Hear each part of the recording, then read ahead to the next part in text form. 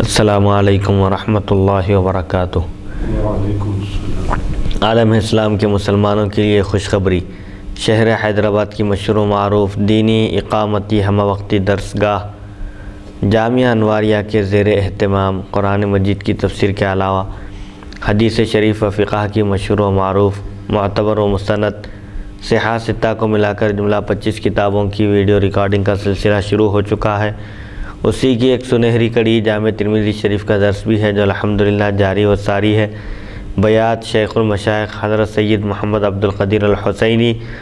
المعروف نورانی پاشا رحمۃ اللہ علیہ، بانی و فاؤنڈر جامعہ انواریہ و باب العلم انواریہ ایجوکیشنل سوسائٹی حیدرآباد۔ سب سے پہلے عربی عبارت پڑھی جائے گی، ترجمہ کیا جائے گا اور تشریح بیان کی جائے گی تاکہ حدیث شریف کا منشا و مقصد سمجھ میں آئے اور ہم آسانی کے ساتھ احکام شریعت پر عمل پیرا ہوں۔ اللہ تعالیٰ سے دعا ہے کہ وہ ہم کو سننے اور سنانے سے زیادہ احادیث شریفہ پر عمل کرنے کی توفیق عطا فرمائے، آمین۔ قرآن کی تفسیر کا بیان چل رہا ہے۔ سورہ بنی اسرائیل کی تفسیر کے تسلسل کو لے کر ہم آگے بڑھتے ہیں۔ آج کی نشست کا آغاز ہوتا ہے حدیث نمبر 3269۔ بسم اللہ الرحمن الرحیم۔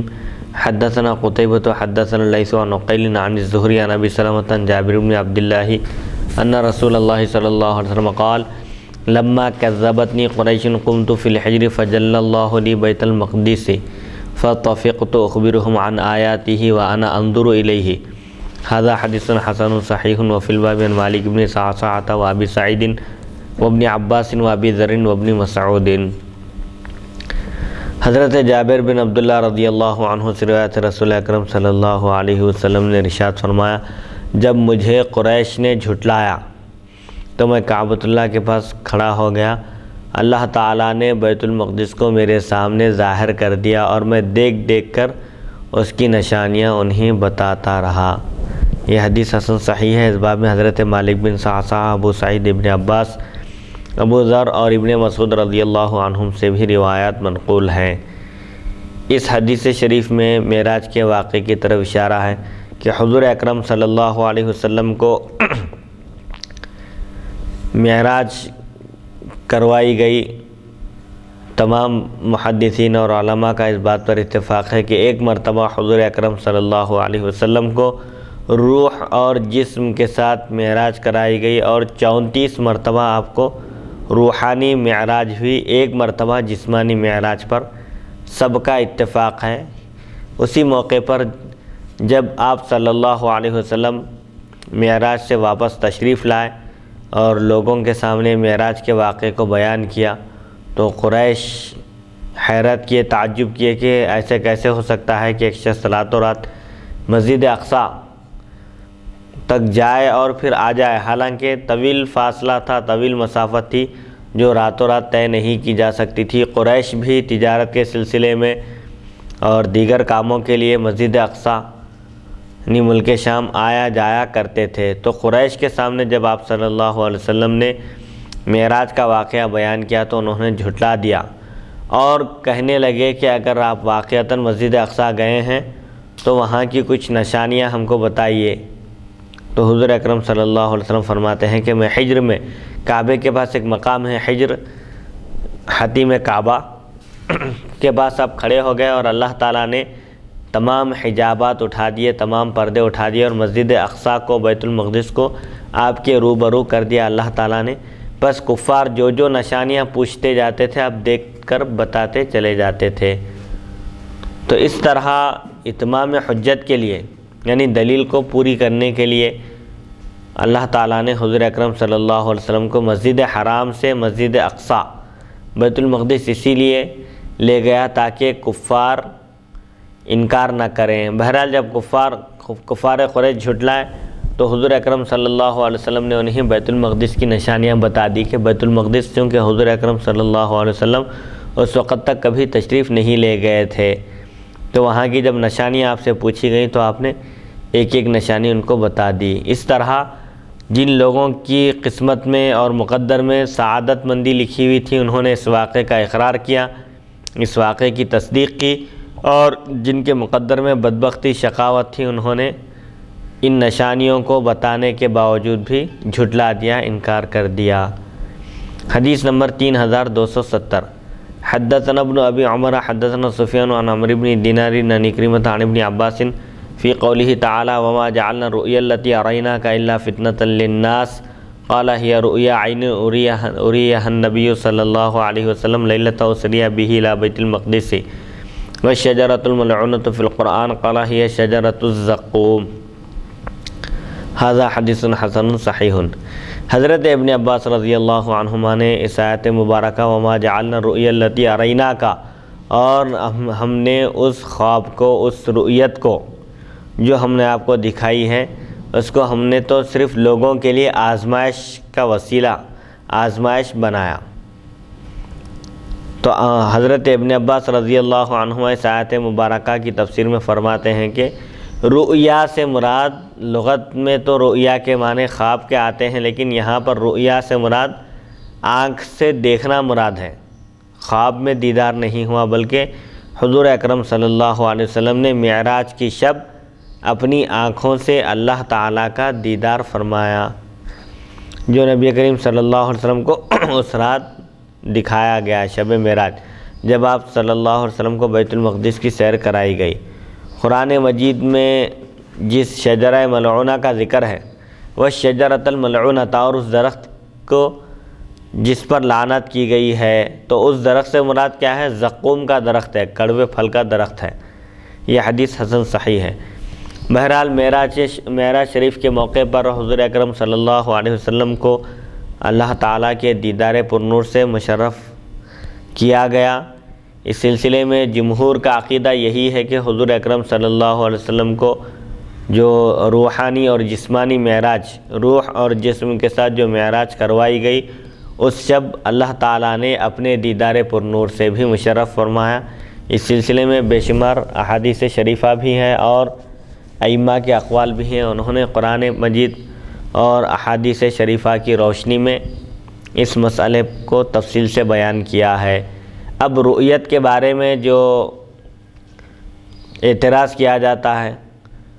تو اس اعتراض کا جواب یہ دیا گیا۔ اعتراض یہ ہے کہ حضور اکرم صلی اللہ علیہ وسلم اللہ تعالیٰ کا دیدار فرمائے۔ حضرت عائشہ صدیقہ رضی اللہ عنہا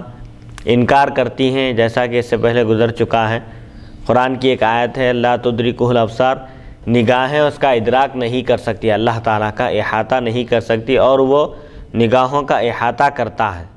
تو اس آیت کو بنیاد بنا کر وہ یہ کہتی ہیں کہ حضور اکرم صلی اللہ علیہ وسلم کو اللہ تعالیٰ کا دیدار نہیں ہوا۔ تو یہ حضرت عائشہ صدیقہ رضی اللہ عنہا کا اجتہاد ہے۔ اور دوسری بات یہ ہے کہ لا تدرکہ الابصار میں احاطے کی نفی ہے، نفس رؤیت کی نفی نہیں ہے۔ یعنی احاطہ، جیسے ہم کسی چیز کو دیکھتے ہیں تو وہ چیز پوری ہماری آنکھوں میں سما جاتی ہے، ہمارے احاطے میں آ جاتی ہے۔ اللہ تعالیٰ اس سے منزہ ہے اور پاک ہے، وہ ساری کائنات کا احاطہ کیا ہوا ہے، کوئی چیز اس کا احاطہ نہیں کر سکتی۔ بہرحال وہاں پر احاطے کی نفی ہے، ادراک کی نفی ہے، نفس رؤیت کی نفی نہیں ہے۔ اللہ تعالیٰ کو دیکھنا ممکن ہے، اسی لیے حضرت موسیٰ علیہ السلام بھی خواہش کیے تھے، تمنا کیے تھے، ربی ارینی انظر الیک، اے میرے پروردگار تو مجھے اپنا جلوہ دکھا، میں تجھے دیکھنا چاہتا ہوں۔ تو رؤیت اگر ممکن نہ ہوتی تو حضرت موسیٰ علیہ السلام اس کی تمنا نہیں کرتے تھے۔ اور احادیث شریفہ میں آیا ہے کہ جنتی جنت میں اللہ تعالیٰ کا دیدار کریں گے، تو وہاں پر دیدار کرنے کی صلاحیت اور قابلیت کیسے پیدا ہوگی؟ وہاں پر دیدار اور دیکھنے کی اللہ تعالیٰ کو جو صلاحیت پیدا ہوگی بندوں میں، وہ اس لیے پیدا ہوگی کہ وہاں پر مومنوں کا جسم اور روح دونوں بھی لطیف ہوں گے۔ یہ دنیا کا جو جسم ہے یہ جسم نہیں رہے گا، بلکہ وہاں پر کثافت ختم کر دی جائے گی۔ روح جس طرح انسان کی لطیف ہوتی ہے، ایسے ہی اس کا جسم بھی لطیف بنا دیا جائے گا۔ تو اب سوال یہ ہے، کیا حضور اکرم صلی اللہ علیہ وسلم کا جسم مبارک بھی بدل دیا جائے گا جنت میں؟ تو محدثین اور علماء کرام فرماتے ہیں کہ حضور اکرم صلی اللہ علیہ وسلم کی روح جس طرح لطیف ہے، ایسے ہی بدن مبارک، جسم مبارک بھی آپ کا لطیف ہے۔ آپ کا جسم مبارک نہیں بدلا جائے گا، بلکہ آپ کا جسم مبارک جس طرح جنتیوں کا جسم لطیف ہوتا ہے ایسے ہی آپ کا جسم مبارک بھی لطیف ہے، اسی لیے آپ کے اندر دیدار الہی کی صلاحیت ہے، اس لیے اللہ تعالیٰ نے آپ کو اپنے دیدار پر نور سے مشرف فرمایا۔ اور حضرت ابن عباس رضی اللہ عنہ غالباً فرماتے ہیں کہ اللہ تعالیٰ نے حضرت موسیٰ علیہ السلام کو خلت کا شرف عطا فرمایا، یعنی اپنا دوست بنایا، خلیل کے لقب سے نوازا، خلیل اللہ فرمایا، اور حضرت موسیٰ علیہ السلام کو شرف تکلیم، شرف ہم کلامی سے مشرف فرمایا، اور حضور اکرم صلی اللہ علیہ وسلم کو اپنے دیدار پر نور سے مشرف فرمایا۔ رؤیت کو، دیدار کو حضور اکرم صلی اللہ علیہ وسلم کے ساتھ خاص کیا۔ اس کائنات میں صرف حضور اکرم صلی اللہ علیہ وسلم نے جاگتے میں، بیداری کی حالت میں اپنی آنکھوں سے اللہ تعالیٰ کا دیدار فرمایا، بقیہ کسی نبی کو بھی یہ شرف حاصل نہیں ہوا۔ مفتی صاحب، حضرت سیدنا عائشہ صدیقہ رضی اللہ عنہ جو معراج کے واقعے کی مطلب یہ ہے کہ وہ اللہ تعالیٰ کا حضور صلی اللہ علیہ وسلم اپنے ماتھے کی آنکھوں سے دیدار نہیں کیے، اس کا جو آپ اپنے اجتہاد کر کے جو اس کی نفی کیے ہیں کہ حضور نے اللہ کا دیدار نہیں کیا، تو کیا جیسا حضرت ابو بکر صدیق رضی اللہ عنہ کو معلوم ہوا، حضرت ابو بکر صدیق رضی اللہ عنہ حضور کی بارگاہ میں حاضر ہو کر عرض کہ یا رسول اللہ کہ آپ نے اللہ کا دیدار کیا ہے؟ تو حضور فرماتے ہاں میں نے کیا ہے۔ تو فوری صدیق اکبر رضی اللہ عنہ نے تصدیق کی کہ بے شک جب آپ نے فرمایا ہے تو یقیناً آپ نے اللہ کا دیدار کیا ہے، میں اس پر ایمان لاتا ہوں۔ تو پھر حضرت عائشہ صدیقہ رضی اللہ عنہ جو امہات المومنین میں ہیں، تو کیا آپ حضور اکرم صلی اللہ علیہ وسلم کی ظاہری حیات مبارک میں یہ مسئلہ دریافت نہیں کیا؟ حضور اکرم صلی اللہ علیہ وسلم سے نہیں پوچھا؟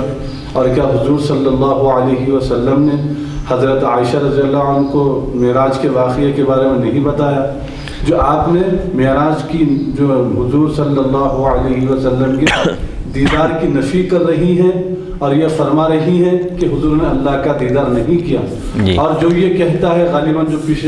پیچھے جو حدیث گزر چکی ہے وہ یعنی بہتان باندھ رہا ہے، کچھ ایسا الفاظ ہے۔ ہاں، پہلی بات تو یہ ہے کہ حضرت ابو صدیق رضی اللہ عنہ کے سامنے دیدار کا ذکر نہیں ہوا، صرف معراج کا ذکر ہوا۔ کفار قریش جب حضور اکرم صلی اللہ علیہ وسلم کفار کے سامنے بیان کیے کہ کل رات مجھے معراج کروائی گئی، میں مسجد حرام سے مسجد اقصیٰ اور پھر مسجد اقصیٰ سے ساتوں آسمانوں کی سیر کرتے ہوئے جنت اور دوزخ کی سیر کی اور اللہ تعالیٰ کا دیدار کیا، تو معراج کے واقعے کا جب آپ نے کفار قریش کے سامنے ذکر کیا تو کفار دوڑتے ہوئے حضرت سیدنا ابو بکر صدیق رضی اللہ عنہ کے پاس پہنچے اور کہنے لگے کہ تمہارے صاحب یہ کہتے ہیں کہ وہ راتوں رات مسجد اقصیٰ جا کر واپس بھی آ گئے ہیں۔ تو حضرت ابو بکر صدیق رضی اللہ عنہ نے پوچھا کیا حضور اکرم صلی اللہ علیہ وسلم اس طرح فرماتے ہیں؟ تو کفار نے کہا ہاں تمہارے صاحب ہی ایسا کہتے ہیں۔ تو آپ فرماتے ہیں کہ اگر حضور اکرم صلی اللہ علیہ وسلم ایسا فرما رہے ہیں تو یقیناً وہ سچ ہے، میں اس واقعے کی تصدیق کرتا ہوں۔ رؤیت کا ذکر نہیں کیا وہاں پر، صرف مسجد اقصیٰ، کیونکہ کفار تو آسمان کی باتوں کو، جنت اور دوزخ کی باتوں کو ماننے والے نہیں تھے وہ لوگ، تو ان کے لیے ان کے درمیان کوئی حجت باقی نہ رہے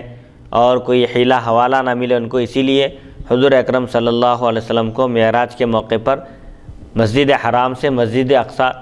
لے جایا گیا۔ کئی حکمتیں ہیں مسجد حرام سے مسجد اقصیٰ لے جانے کی، من جملہ ان حکمتوں میں کہ ایک حکمت یہ بھی تھی کہ کفار کے سامنے جب آپ واقعہ بیان کریں گے تو جو چیز ان کی نظروں کے سامنے ہے اس چیز کے بارے میں وہ لوگ جب پوچھیں گے تو آپ ان کو بتا سکیں گے اور پھر وہ لوگ یقین بھی کر سکیں گے۔ اگر آسمان کی باتیں بتائیں گے ان کے سامنے، جنت اور دوزخ کی باتیں، تو وہ لوگ تو ماننے والے نہیں ہیں ان چیزوں کو، لہذا بیت المقدس لے جایا گیا مسجد اقصیٰ، پھر وہاں جیسا کہ ابھی اوپر حدیث میں گزرا کے وہ لوگ جھٹلا دیے تو حضور اکرم صلی اللہ علیہ وسلم حتیم کعبہ کے پاس کھڑے ہو گئے اور اللہ تعالیٰ نے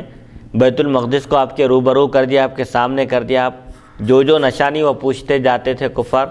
آپ دیکھ کر ایک ایک نشانی بتاتے چلے جاتے تھے۔ تو حضرت عائشہ صدیقہ رضی اللہ عنہا کا جو اختلاف ہے اس مسئلے میں، اجتہاد ہے اور اجتہاد کی گنجائش ہے۔ اور بعض لوگ یہ کہتے ہیں کہ معراج کا واقعہ جب پیش آیا، حضرت عائشہ صدیقہ رضی اللہ عنہا ابھی حضور اکرم صلی اللہ علیہ وسلم کے نکاح میں نہیں آئی تھی، آپ کا نکاح نہیں ہوا تھا۔ معراج کا واقعہ کب پیش آیا؟ جب حضرت خدیجہ رضی اللہ عنہا کا وصال ہوا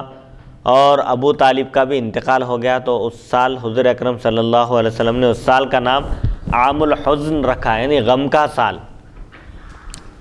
اعلان نبوت کے 10ویں سال، 10 سال گزرنے کے بعد حضرت خدیجہ رضی اللہ عنہا کا بھی وصال ہو گیا، اور پھر تھوڑے ہی دنوں میں ابو طالب کا بھی انتقال ہو گیا۔ تو اس وقت حضور اکرم صلی اللہ علیہ وسلم غمگین ہو گئے، غمزدہ ہو گئے، کیونکہ حضرت خدیجہ رضی اللہ عنہا بھی حضور اکرم صلی اللہ علیہ وسلم کی غمگسار تھیں اور آپ کا ساتھ دینے والی تھی حق کی دعوت میں اور دین کی تبلیغ میں۔ حضور اکرم صلی اللہ علیہ وسلم کا حوصلہ بھی بڑھاتی تھی، آپ ہمت افزائی کرتی تھی، اور ابو طالب کی وجہ سے بھی قریش کو حضور اکرم صلی اللہ علیہ وسلم کو تکلیف پہنچانے کی، ستانے کی، ایذا پہنچانے کی ہمت نہیں ہوتی تھی۔ اب کفار کے حوصلے بڑھ گئے تھے ان دونوں کے انتقال کی وجہ سے، اور حضور اکرم صلی اللہ علیہ وسلم انتہائی غمزدہ ہو گئے۔ تو اللہ تعالیٰ نے اس موقع پر آپ کو معراج کروائی اور آپ کے غم کو دور کرنے کا سامان فراہم فرمایا۔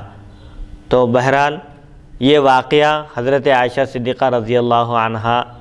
کہ آپ صلی اللہ علیہ وسلم کے نکاح میں آنے سے پہلے کا ہے، اسی لیے آپ کو اس کا علم نہیں تھا۔ اور دوسری بات یہ ہے کہ یہ اجتہادی مسائل ہے، صحابہ ہر ایک اپنی اپنی جگہ مجتہد ہیں، کیونکہ حضور اکرم صلی اللہ علیہ وسلم کے جو ارشادات مبارکہ ہیں وہ جوامع الکلیم ہیں، یعنی اللہ تعالیٰ نے حضور اکرم صلی اللہ علیہ وسلم کو جوامع الکلیم عطا فرمایا، مختصر کلمات لیکن ڈھیر سارے معانی کا سمندر ہوتے تھے۔ ایک ایک کلمے کی اگر تشریح کرنے بیٹھیں تو لاکھوں اور کروڑوں دفتر چاہیے اس کے لیے۔ حضور اکرم صلی اللہ علیہ وسلم کے جو ارشادات مبارکہ ہیں جوامع الکلیم کہلاتے ہیں۔ اللہ تعالیٰ نے آپ کو یہ خصوصیت عطا فرمائی کہ آپ مختصر کلمات میں بہت سارے معانی اور مفاہیم کو اکٹھا فرماتے تھے۔ چنانچہ اب صحابہ کا بھی جو فہم ہے، سمجھنے کا جو معیار ہے، سمجھنے کی جو صلاحیت ہے، یہ فطری طور پر اللہ تعالیٰ نے انسان کو الگ الگ صلاحیتیں عطا فرمائی ہے۔ کوئی انتہائی ذہین ہوتا ہے اور کوئی متوسط درجے کا ہوتا ہے اور کوئی اس سے بھی کم درجے کا ہوتا ہے، جس کو کھول کھول کر وضاحت کر کے بتانے کی ضرورت پیش آتی ہے۔ تو یہ اللہ تعالیٰ نے انسان کی فطرت میں رکھی ہے یہ چیز۔ کوئی انتہائی ذکی، ہوشیار، چالاک ہوتا ہے، صرف الفاظ سے ہی، کلمات سے ہی، تقریر سے ہی وہ سارا مفہوم اور مضمون سمجھ جاتا ہے، جبکہ دوسرے طلباء کو اس مضمون کو تفصیل سے اور کھول کھول کر بیان کرنے کی ضرورت پیش آتی ہے۔ جیسا کہ حضور اکرم صلی اللہ علیہ وسلم نے ایک موقع پر ارشاد فرمایا کہ اللہ تعالیٰ نے ایک بندے کو دنیا اور آخرت کے درمیان اختیار دیا ہے، چاہے تو دنیا کو اختیار کرو، چاہے تو آخرت کو۔ یعنی مطلب یہ ہے کہ اگر تم دنیا میں رہنا چاہو تو رہو، یا پھر اللہ تعالیٰ سے وصال چاہتے ہو تو اللہ تعالیٰ سے وصال ہوگا۔ حضور اکرم صلی اللہ علیہ وسلم نے یہ فرمایا کہ اللہ تعالیٰ نے ایک بندے کو دنیا اور آخرت کے درمیان اختیار دیا تو اس بندے نے آخرت کو اختیار کیا۔ اس تقریر کو سننے کے بعد حضرت ابوبکر صدیق رضی اللہ عنہ غمزدہ ہو گیا، بیٹھے ہوئے تھے اور غم کے آثار آپ کے چہرے پر نمایاں تھے۔ تو ایک ساتھی نے، ایک صحابی نے کہا کہ حضور اکرم صلی اللہ علیہ وسلم ایک بندے کا ذکر کر رہے ہیں جن کو اللہ تعالیٰ نے دنیا اور آخرت کے درمیان اختیار دیا، تو اس بندے نے آخرت کو اختیار کیا۔ یہ بڑی اچھی بات ہے، اس میں رونے کی کیا وجہ ہے؟ آپ رو رہے ہیں اور غم زدہ ہیں اور پریشانی کے آثار آپ کے چہرے سے نمایاں ہیں، کیا بات ہے؟ تو حضرت ابوبکر صدیق رضی اللہ عنہ نے فرمایا کہ وہ عبد مختار، وہ بندہ جن کو اللہ تعالیٰ نے دنیا اور آخرت کا اختیار دیا ہے، تو اس بندے نے آخرت کو اختیار کیا۔ وہ بندے سے مراد حضور اکرم صلی اللہ علیہ وسلم کی ذات اقدس ہے، اب آپ کے وصال کا وقت قریب ہے۔ تو یہ جو حضور اکرم صلی اللہ علیہ وسلم نے ارشاد فرمایا کہ اللہ تعالیٰ نے ایک بندے کو اختیار دیا، یہ تمام صحابہ کے مجمع میں فرمایا آپ نے، لیکن حضرت ابوبکر صدیق رضی اللہ عنہ کی فہم اور آپ کی سوچ اور آپ کی جو ذہانت تھی، آپ اس سے اندازہ کر لیا، پہنچ گئے حقیقت تک کہ عبد سے مراد وہاں حضور اکرم صلی اللہ علیہ وسلم نے اپنی ذات مراد لی ہے۔ تو سب صحابہ بھی سمجھنا چاہیے تھا نا، یہ جوامع الکلم ہے، تو صحابہ کے درمیان مجتہدانہ صلاحیت بھی ہے صحابہ میں، اس لیے حضور اکرم صلی اللہ علیہ وسلم نے صحابہ کو اجتہاد کی بھی اجازت دی۔ تو اجتہادی غلطی ہو سکتی ہے مجتہد سے، اس لیے حضور اکرم صلی اللہ علیہ وسلم نے فرمایا کہ جب مجتہد حاکم وقت، اب حاکم وقت ہو یا عالم ہو، مفتی ہو یا کوئی بھی، اجتہاد کرے کسی مسئلے کا حکم تلاش کرنے کے لیے، اجتہاد کرے اور اجتہاد میں سے غلطی ہو جائے تو اس کا مواخذہ نہیں ہوگا، گرفت نہیں ہوگی، پکڑ نہیں ہوگی، اس کو آخرت میں عذاب نہیں دیا جائے گا۔ اجتہاد کر رہا ہے، ضروری نہیں ہے کہ بندہ اپنے اجتہاد کے ذریعے حق بات کو پالے، غلطی بھی ہو سکتی ہے۔ کبھی ایسا بھی ہوتا ہے کہ بندہ حق بات تک پہنچ جاتا ہے، اور کبھی ایسا بھی ہوتا ہے کہ اس سے لغزش ہو جاتی ہے، غلطی ہو جاتی ہے، خطا ہو جاتی ہے۔ تو مجتہد کو خطا پر بھی ایک اجر ہے اجتہاد کرنے کا، غلطی پر بھی، اگر غلطی بھی ہو جائے مسئلہ بیان کرنے میں سے اجتہاد کر کے تو اس کو ایک اجر ملے گا، اور اگر حق بات کو پالے تو ڈبل اجر ملے گا اجتہاد کرنے کا بھی۔ تو بہرحال مجتہد ہونے کے لیے جو علوم درکار ہیں، جو صلاحیتیں درکار ہیں، آج کے دور میں تو اس کا گمان بھی نہیں کیا جا سکتا۔ تو بہرحال اجتہادی غلطی ہو سکتی ہے۔ حضرت عائشہ صدیقہ رضی اللہ عنہا نے جو انکار کیا ہے رؤیت کا، یہ ہو سکتا ہے کہ معراج جیسا کہ روحانی 34 مرتبہ کروائی گئی،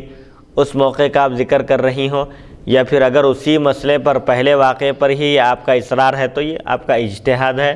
اور جمہور صحابہ کی جو رائے ہے، عام طور پر مسائل میں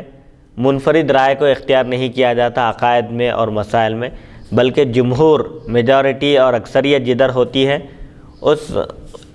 عقیدے کو، اس مسئلے کو اختیار کیا جاتا ہے۔ یہی فقہا کا بھی طریقہ رہا ہے، اور شریعت میں بھی یہی چیز پسندیدہ ہے کہ آدمی کبھی بھی منفرد نہیں ہونا، جمہور کے ساتھ، اکثریت کے ساتھ چلنا چاہیے۔ اگر کسی مسئلے میں کوئی رائے الگ ہو تو ایک الگ بات ہے، لیکن عوام کے لیے حکم یہ ہے کہ وہ سواد اعظم کی اتباع کرے، سواد اعظم کی پیروی کرے، اور اکثریت، جمہور جدھر ہیں، اکثر لوگ جدھر ہیں، اس مسئلے پر چلے، اس عقیدے کو اختیار کرے۔ لیکن حضور اکرم صلی اللہ علیہ وسلم جو صحابہ کے مجمع میں یہ جو ارشاد فرمائے کہ اللہ نے اپنے بندے کو اختیار دیا ہے، جی، دنیا کا بھی اختیار دیا ہے، آخرت کا بھی اختیار دیا ہے، جی، یا وہ آخرت کو پسند کرے یا دنیا کو پسند کرے، تو بندے نے آخرت کو پسند کیا ہے۔ تو یہ حدیث مبارک حضور صلی اللہ علیہ وسلم کی ذات مبارک سے خاص ہے، پھر یا یہ حکم عام ہے اس کا، یعنی بندوں کو اس میں یہ تعلیم دی جا رہی ہے کہ تم دنیا کے مقابلے میں آخرت کو چاہو، آخرت کو پسند کرو، لیکن اللہ نے تمہیں دونوں کا اختیار دیا ہے، دنیا کا بھی اختیار دیا ہے، آخرت کا بھی اختیار دیا ہے، تو تم آخرت کو ترجیح دو، آخرت کو پسند کرو۔ یا یہ تعلیم ہے، یا پھر یہ حدیث مبارک حضور صلی اللہ علیہ وسلم کی ذات مبارک سے خاص ہے؟ یہ حدیث حضور کے ساتھ خاص ہے، اور دوسرا مفہوم یہ ہے، اختیار کرنے کا مطلب کیا ہے یہاں پر؟ انبیاء کرام علیہم الصلاۃ والسلام کے وصال کا جب وقت آتا ہے تو اللہ تعالیٰ ان سے پوچھتا ہے، دریافت کرتا ہے کہ وہ لوگ مزید اور رہنا چاہتے ہیں دنیا میں یا پھر آخرت کو اختیار کرنا چاہتے ہیں۔ مطلب یہ ہے کہ اللہ تعالیٰ کے پاس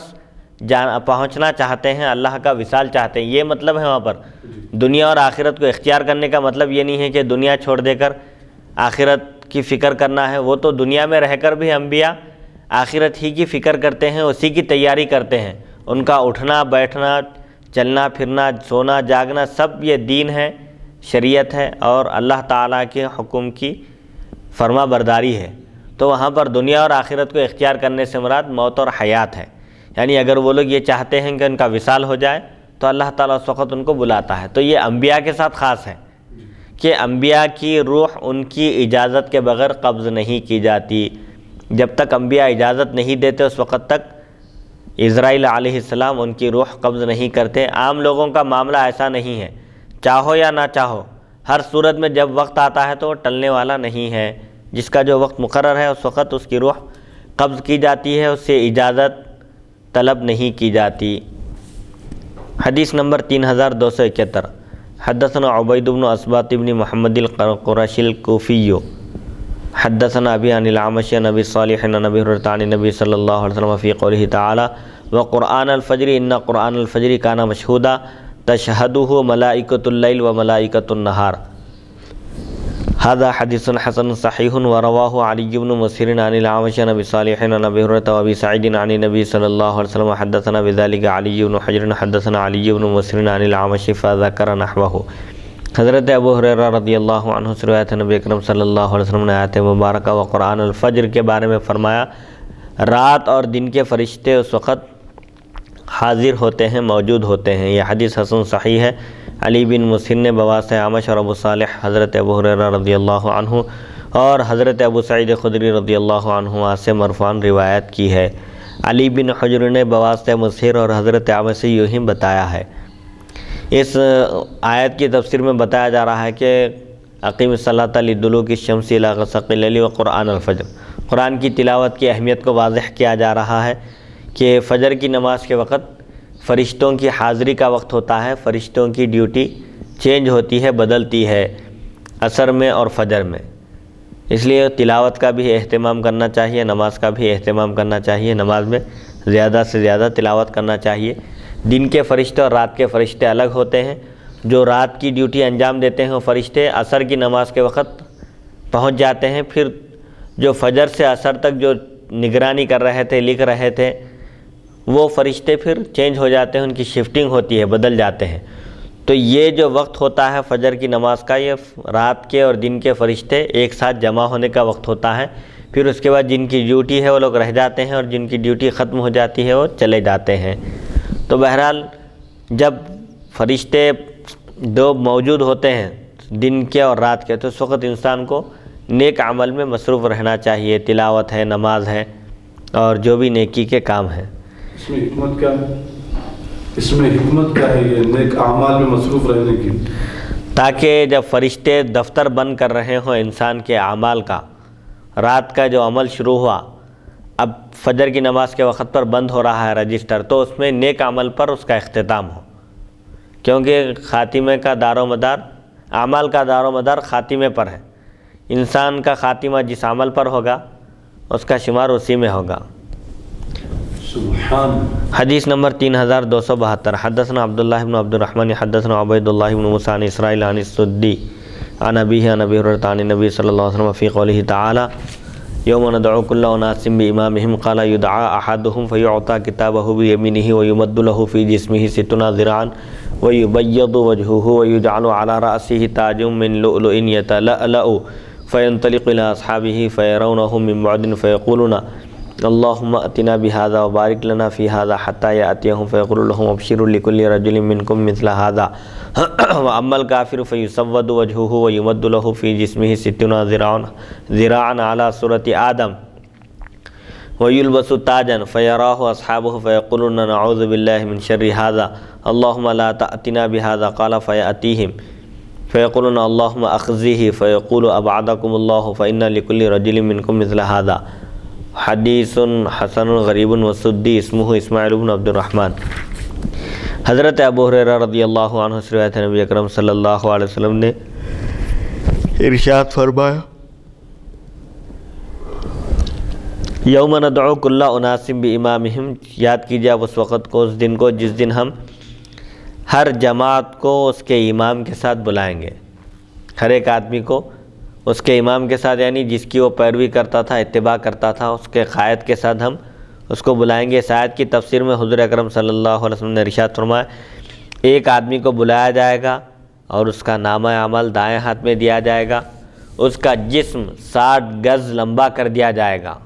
چہرہ انتہائی روشن اور منور کر دیا جائے گا، اور سر پر چمکدار موتیوں کا تاج رکھا جائے گا، ایسے موتی ہوں گے جو چمک رہے ہوں گے۔ پھر وہ اپنے دوستوں کی طرف جائے گا، وہ اسے دور سے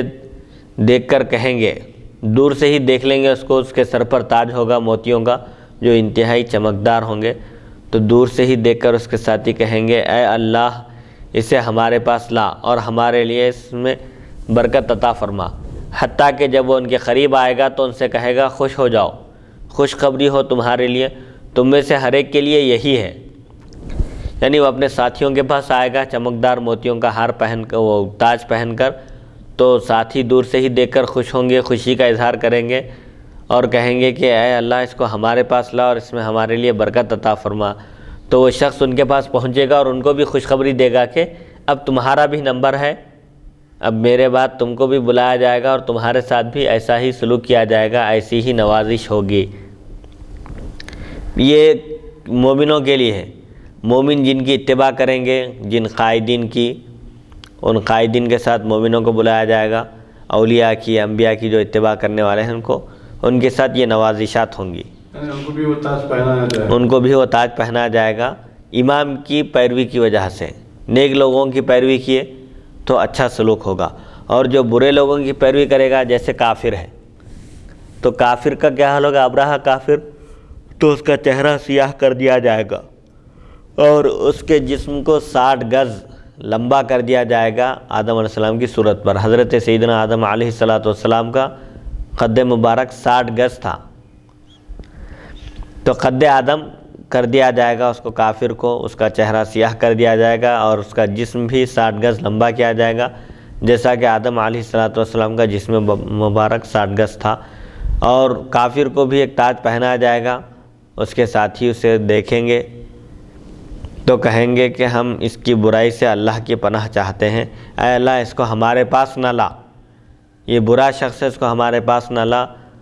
اور اس وقت نبی کریم صلی اللہ علیہ وسلم فرماتے ہیں پھر وہ ان کے پاس آئے گا،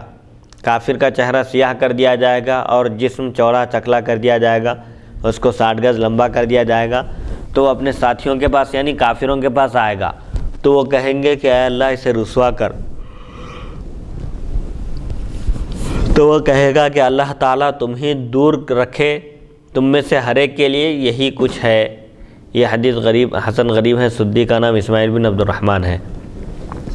اس حدیث شریف میں یہ بات بتائی جا رہی ہے کہ یوم ندعو کل اناس بامامہم، آپ یاد کیجیے اس دن کو جس دن ہم ہر ایک شخص کو اس کے امام کے ساتھ بلائیں گے۔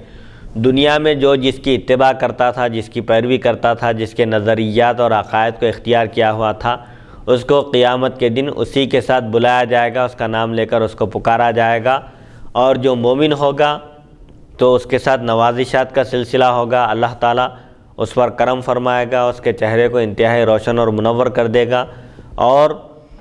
اس کا نامہ اعمال اس کے دائیں ہاتھ میں دے گا، اس کے سر پر ایک موتیوں کا تاج رکھے گا، چمکدار موتیوں کا۔ پھر اس کے ساتھیوں کے لیے بھی ویسی ہی خوشخبری ہے کہ ایک کے بعد ایک کو بلایا جائے گا، نامہ اعمال سیدھے ہاتھ میں دیا جائے گا، چہرہ انتہائی روشن کر دیا جائے گا، اور قد آدم ہوگا۔ آدم علیہ السلام کا قد 60 گز تھا، سب کو 60 گز کر دیا جائے گا۔ تو بہرحال اللہ تعالیٰ اس میں برکت بھی عطا فرمائے گا۔ اس طرح نیک لوگ جو ہوں گے، نیک لوگوں کی پیروی کرنے والے، اولیاء کی اتباع کرنے والے، صحابہ کی اتباع کرنے والے، ان لوگوں کے ساتھ یہ سلوک ہوگا۔ اور جو کافر ہوں گے، بتوں کی پرستش کرنے والے، اللہ کو نہ ماننے والے، اللہ کی وحدانیت پر یقین نہ رکھنے والے ہوں گے، ان کے چہروں کو سیاہ کر دیا جائے گا اور ایک تاج پہنایا جائے گا ان کو بھی، لیکن وہ رسوائی کا تاج ہوگا جس سے دیکھ کر اس کے ساتھی پہچان لیں گے۔ بہرحال کافروں کے ساتھ یہ سلوک ہوگا۔ جو جس کی پیروی کرے گا، جیسے قائد کی پیروی کرے گا، اس کو اس کے قائد کے ساتھ بلایا جائے گا، اور اس کا قائد اگر اچھائی کا مستحق ہے تو اس کے ساتھ اچھا سلوک کیا جائے گا، اور اگر برے قائد کی پیروی کیا تھا، شیطان کی پیروی کیا تھا، بتوں کی پرستش کیا تھا اور غلط عقائد اور نظریات کو اختیار کیا تھا، تو اس کے ساتھ ویسا ہی سلوک کیا جائے گا۔ حدیث نمبر 3273، حدثنا ابو قریب حدثنا وکیع عن داود بن یزید الزعافری عن ابیہ عن ابی ہریرہ قال قال رسول اللہ صلی اللہ علیہ وسلم فی قولہ عسى ان یبعثک ربک مقاما محمودا وسئل عنها قال هي الشفاعة۔ هذا حدیث حسن وداود الزعافری هو داود الاودی وهو عم عبد اللہ بن ادریس۔ حضرت ابو ہریرہ رضی اللہ عنہ سے روایت رسول اکرم صلی اللہ علیہ وسلم سے اللہ تعالیٰ کے ارشاد، عسى ان یبعثک ربک مقاما محمودا، یقین ہے کہ آپ کا رب آپ کو مقام محمود پر بھیجے گا، فائز کرے گا۔ تو مقام محمود سے کیا مراد ہے، اس بارے میں آپ صلی اللہ علیہ وسلم سے پوچھا گیا تو آپ صلی اللہ علیہ وسلم نے فرمایا ہی الشفاعۃ، مقام محمود کیا ہے؟ شفاعت عظمیٰ ہے۔ یہ حدیث حسن ہے۔ داود زعافری سے داود اودی مراد ہیں اور وہ عبداللہ بن ادریس کے چچا ہیں۔ 3273۔ مقام محمود سے مراد شفاعت کبریٰ ہے۔ حضور اکرم صلی اللہ علیہ وسلم قیامت کے دن سفارش فرمائیں گے، یہ اہل سنت و جماعت کا عقیدہ ہے، عقیدہ حق پر مبنی عقیدہ ہے کہ شفاعت حق ہے، اور حضور اکرم صلی اللہ علیہ وسلم نے یہ بھی ارشاد فرمایا کہ جو من کذب بالشفاعت فلا نصیب لہ فیہا، جو شفاعت کو جھٹلا دے، شفاعت کا انکار کرے اور یہ کہے کہ قیامت کے دن کوئی سفارش نہیں ہوگی، کوئی شفاعت چلنے والی نہیں، تو اس کا شفاعت میں کوئی حصہ نہیں ہے۔ تو جو شفاعت کو جھٹلا رہا ہے، انکار کر رہا ہے، اس کا شفاعت میں کوئی حصہ نہیں ہوگا، قیامت کے دن سفارش ہوگی، شفاعت ہوگی۔ اور یہ عقیدہ بھی قرآن مجید سے اور بے شمار احادیث شریفہ سے ثابت ہے۔ حضور اکرم صلی اللہ علیہ وسلم نے ارشاد فرمایا کہ شفاعتی لاہل الکبائر من امتی، ترمذی شریف کی حدیث ہے۔ حضور اکرم صلی اللہ علیہ وسلم فرماتے ہیں میری شفاعت میری امت کے بڑے بڑے گناہگاروں کے لیے ہے۔ تو سب سے بڑی جو شفاعت ہوگی شفاعت کبریٰ ہوگی کہ قیامت کے دن جب سورج سر سے ایک بالشت اوپر ہوگا اور انتہائی سخت گرمی ہوگی اور لوگ اپنے اپنے اعمال کے بقدر پسینے میں ڈوبے ہوئے ہوں گے، پریشان ہوں گے، اور ایک حیرت کی کیفیت طاری رہے گی، حیران و سرگرداں رہیں گے، ایسی حالت میں بھاگ دوڑ کریں گے اور فکر کریں گے اور سوچیں گے کہ آخر اس تکلیف سے نجات پانے کا راستہ کیا ہے، کون ہم کو اس مصیبت سے راحت دلا سکتے ہیں۔ یہ کہہ کر وہ تمام انبیاء کے پاس جائیں گے، ایک کے بعد ایک سب کے پاس جائیں گے، تو سب یہی کہیں گے کہ آج کے دن اللہ تعالیٰ انتہائی جلال میں ہے، کوئی اس کے جلال کے آگے ٹک نہیں سکتا، آج تک نہ کبھی وہ ایسا جلال میں آیا تھا اور نہ ہی آج کے بعد کبھی ایسا جلال میں آئے گا، لہٰذا تم کسی دوسروں کے پاس جاؤ جو تمہاری سفارش کرے۔ تو انبیاء کرام سفارش نہیں کریں گے، اس وقت ایک کے بعد ایک کے پاس بھیجیں گے، یہاں تک کہ سب حضور اکرم صلی اللہ علیہ وسلم کی خدمت اقدس میں حاضر ہوں گے۔ تو حضور اکرم صلی اللہ علیہ وسلم فرمائیں گے کہ میں تمہاری سفارش کروں گا اللہ تعالیٰ کی بارگاہ میں۔ یہ کہہ کر آپ اللہ کی بارگاہ میں سجدہ ریز ہوں گے اور اللہ تعالیٰ کی حمد و ثنا بیان کریں گے، اور اللہ تعالیٰ آپ کی شفاعت قبول کرے گا۔ آپ جب سجدے میں جائیں گے تو اللہ تعالیٰ فرمائے گا کہ یا محمد ارفع رأسک سل تعطہ واشفع تشفع، اے محمد صلی اللہ علیہ وسلم آپ اپنا سر مبارک اٹھائیے، مانگیے آپ کو عطا کیا جائے گا، اور شفاعت کیجیے، سفارش کیجیے، آپ کی سفارش قبول کی جائے گی۔ تو حضور اکرم صلی اللہ علیہ وسلم اس وقت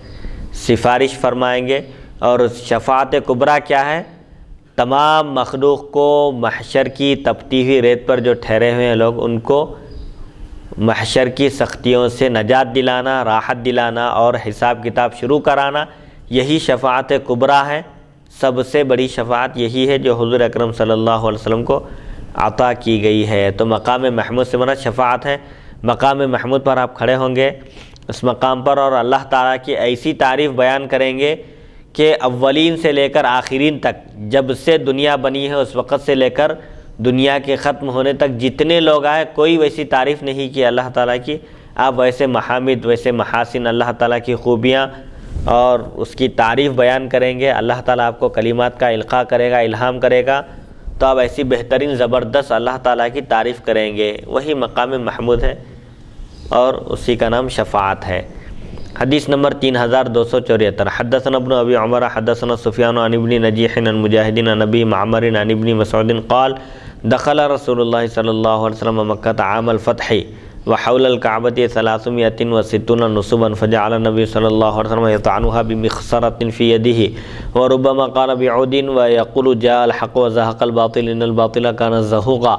جاء الحق وما يبدئ الباطل وما يعيد۔ هذا حديث حسن صحيح وفيه عن ابن عمر۔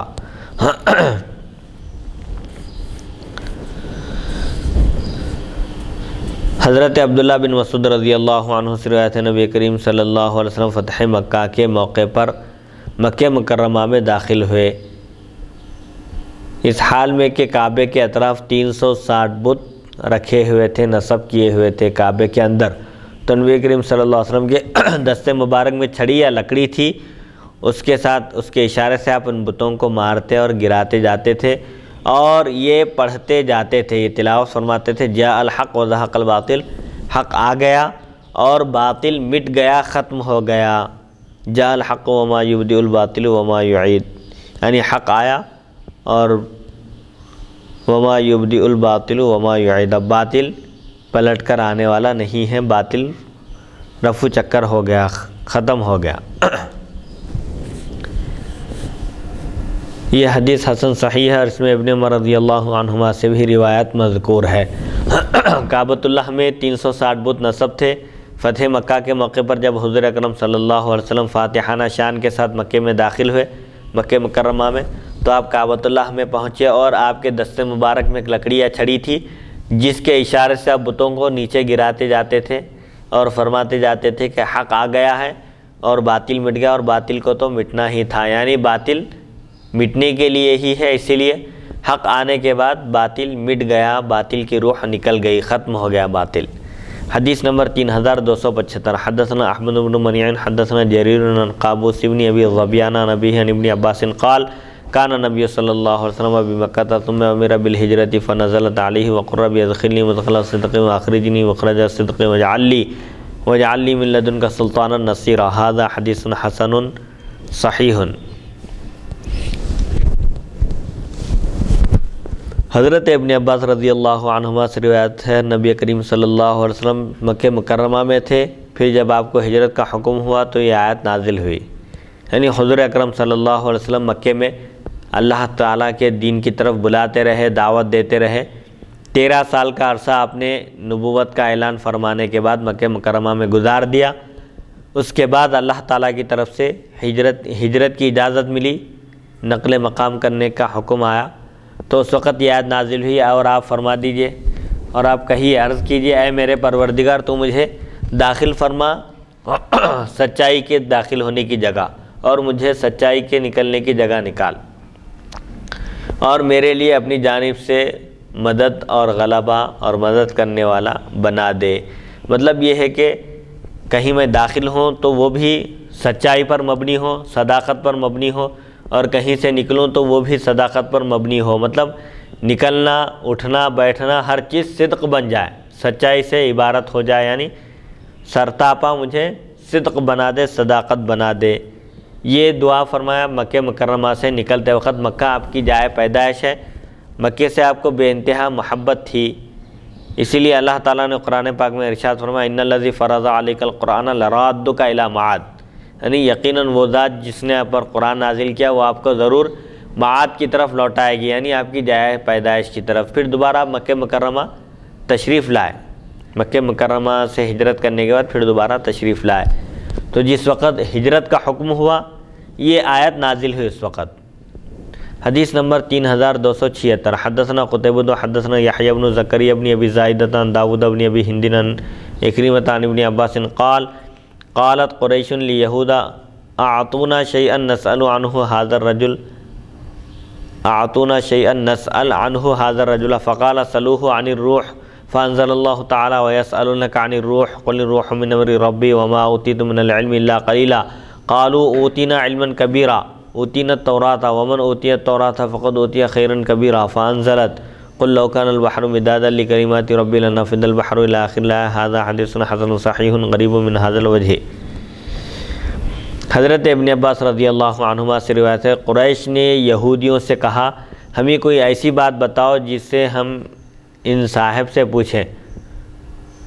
انہوں نے کہا روح کے بارے میں پوچھو، چنانچہ انہوں نے آپ سے روح کے بارے میں دریافت کیا تو اللہ تعالیٰ نے آیت نازل فرمائی، اور وہ لوگ آپ سے روح کے بارے میں پوچھتے ہیں، روح کی حقیقت کے بارے میں دریافت کرتے ہیں، تو اللہ تعالیٰ فرماتا ہے آپ فرما دیجئے روح امر رب سے ہے، میرے رب کے حکم سے ہے، اس کے بارے میں کلام کرنا نہیں ہے، یہ امر رب ہے، اللہ تعالیٰ ہی بہتر جانتا ہے کہ روح کی حقیقت کیا ہے، اور تم کو تو صرف علم کا کچھ حصہ دیا گیا ہے، پورا علم نہیں دیا گیا یہودیوں کو بھی۔ تو یہودیوں نے کہا کہ ہم کو بہت بڑا علم دیا گیا ہے، ہمارا علم کوئی معمولی علم نہیں ہے، علم قلیل نہیں ہے بلکہ علم کبیر ہے، ہم کو تورات دی گئی ہے، اور جس کو تورات دی گئی ہے یقیناً اس کو بہت بڑا علم دیا گیا ہے۔ تو اس وقت اللہ تعالیٰ نے یہ آیت نازل فرمایا فرما دیجئے اگر سمندر سیاہی بن جائے اپنے رب کے کلمات کے لیے، یعنی سمندروں کے پانی کو سیاہی انک بنا لیا جائے اور دنیا کے درختوں کو قلم بنا لیا جائے، اور اس کے بعد پھر اللہ تعالیٰ کی تعریف، توصیف اور اس کی تسبیح بیان کی جائے، اس کے کلمات کو لکھنے کے لیے، پوری دنیا کے درختوں کو قلم بنا لیا جائے اور پوری دنیا کے سمندروں کے پانی کو انک بنا لیا جائے، تب بھی آپ کے رب کے کلمات ختم ہونے والے نہیں ہیں۔ اللہ تعالیٰ کی شان اور اس کی عظمت اور اس کے صفات لامتناہی ہیں، کوئی ان کا اندازہ نہیں کر سکتا، نہ کوئی ان کو گن سکتا ہے اور نہ ہی تحریر میں لا سکتا ہے۔ سبحان اللہ سبحان اللہ۔ تو بہرحال یہودیوں کو، قریش نے یہودیوں سے پوچھا، یہ طریقہ تھا یہودیوں کا، حضور اکرم صلی اللہ علیہ وسلم ویسے ان کا طریقہ سابقہ انبیاء کے ساتھ بھی ایسا ہی رہا ہے کہ مختلف سوالات کرتے تھے تاکہ انبیاء کرام علیہم السلام کو عاجز کر دیں، لیکن اللہ تعالیٰ ہر سوال کا جواب ان کو عطا فرماتا تھا اور ان کو یہ یقین ہو جاتا تھا کہ اس سوال کا جواب نبی کے سوا کوئی نہیں دے سکتے، اسی لیے ایسے سوالات کرتے تھے۔ روح کے بارے میں بھی انہوں نے حضور اکرم صلی اللہ علیہ وسلم سے پوچھا۔ قریش نے کہا کہ یہ صاحب جو نبوت کا دعویٰ کر رہے ہیں اور ہمارے معبودان باطل کو برا بھلا کہہ رہے ہیں، ہم ان سے کچھ سوالات کرنا چاہتے ہیں، تم بتاؤ کون سا سوال کریں، یعنی کوئی ایسا سوال کریں جن کا یہ جواب نہ دے سکے۔ لیکن اللہ تعالیٰ ہر موڑ پر، ہر مرحلے میں انبیاء کرام علیہم السلام کی مدد فرماتا ہے، کسی بھی مرحلے میں ان کو بے یار و مددگار نہیں چھوڑتا، اللہ تعالیٰ ہی ان کا حامی اور ناصر ہے۔ چنانچہ حضور اکرم صلی اللہ علیہ وسلم سے انہوں نے روح کے بارے میں پوچھا تو اللہ تعالیٰ نے فرما دیا کہ روح کے بارے میں پوچھنے کی ضرورت نہیں ہے، روح کیا ہے، یہ امر رب ہے، اللہ تعالیٰ کے حکم سے ہے، یہ اس کے بارے میں غور و خوض کرنے کی بھی اجازت نہیں ہے۔ اور تم کو جو علم دیا گیا ہے، سب کچھ مل گیا، سمجھ رہے ہیں، یہ معمولی علم ہے، قلیل ہے، سب کچھ نہیں ملا بلکہ کچھ حصہ ملا ہے۔ تو پھر وہاں ذام میں آ گئے، وہاں تکبر غرور کر کے کہنے لگے کہ ہم کو تو بہت بڑا علم دیا گیا ہے، کیوں؟ اس لیے کہ ہمارے پاس تورات ہے اور جس کو تورات ملی یقیناً اس کو بڑا علم مل گیا۔ تو اللہ تعالیٰ فرمایا کہ تم تورات ہی کو سب کچھ سمجھ رہے ہو اور یہ سمجھ رہے ہو کہ تورات میں پورے علوم جمع ہو گئے ہیں، حالانکہ ایسا نہیں ہے، بلکہ اللہ تعالیٰ کے جو علوم ہیں اور جو کلمات ہیں، ان کلمات کو تحریر میں لانے کے لیے اگر پوری دنیا کے سمندروں کے پانی کو سیاہی انک بنا لیا جائے اور دنیا کے پورے درختوں کو قلم کے طور پر استعمال کیا جائے، تب بھی یہ چیزیں سب ختم ہو جائیں گی، سمندروں کا پانی ختم ہو جائے گا اور قلم بھی کافی نہیں ہوں گے، لیکن اللہ تعالیٰ کے کلمات اور اس کی تعریف، توصیف اور اس کے علوم باقی رہیں گے۔ یہ سب چیزیں ختم ہو جائیں گی لیکن اللہ تعالیٰ کے کلمات کبھی بھی ختم ہونے والے نہیں ہیں۔ حدیث نمبر 3277، حدثنا علی بن خشرم حدثنا عیسی بن یونس عن الاعمش عن ابراہیم عن علقمۃ عن عبد اللہ قال كنت امشی مع النبی صلی اللہ علیہ وسلم فی حرث بالمدینہ وهو يتوکأ على عصیب فمر بنفر من اليهود فقال بعضهم لو سألتموه فقال بعضهم لا تسألوه فإنه يسمعكم ما تكرهون فقالوا يا أبا القاسم حدثنا عن الروح فقام النبي صلى الله عليه وسلم ساعة ورفع رأسه إلى السماء فعرفت أنه يوحى إليه حتى صعد الوحي ثم قال الروح من أمر ربي وما أوتيت من العلم إلا قليلا۔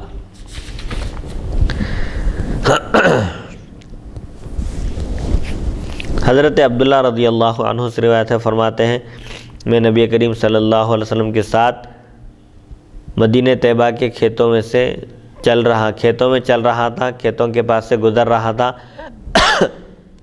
آپ صلی اللہ علیہ وسلم کھجور کی ایک لکڑی پر ٹیکا لگائے ہوئے تھے، جاتے جاتے یہودیوں کی ایک جماعت کے پاس سے آپ کا گزر ہوا تو ان میں سے بعض نے کہا ان سے کچھ پوچھو،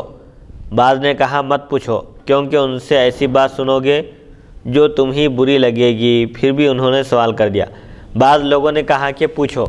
بعض لوگوں نے کہا کہ مت پوچھو، سوال کریں گے تو پھر جواب دیں گے اور وہ جواب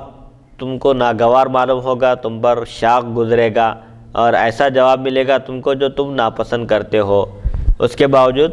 بعض لوگوں نے سوال کر دیا، پوچھا اے ابو القاسم صلی اللہ علیہ وسلم آپ روح کے بارے میں ہم کو بتائیے۔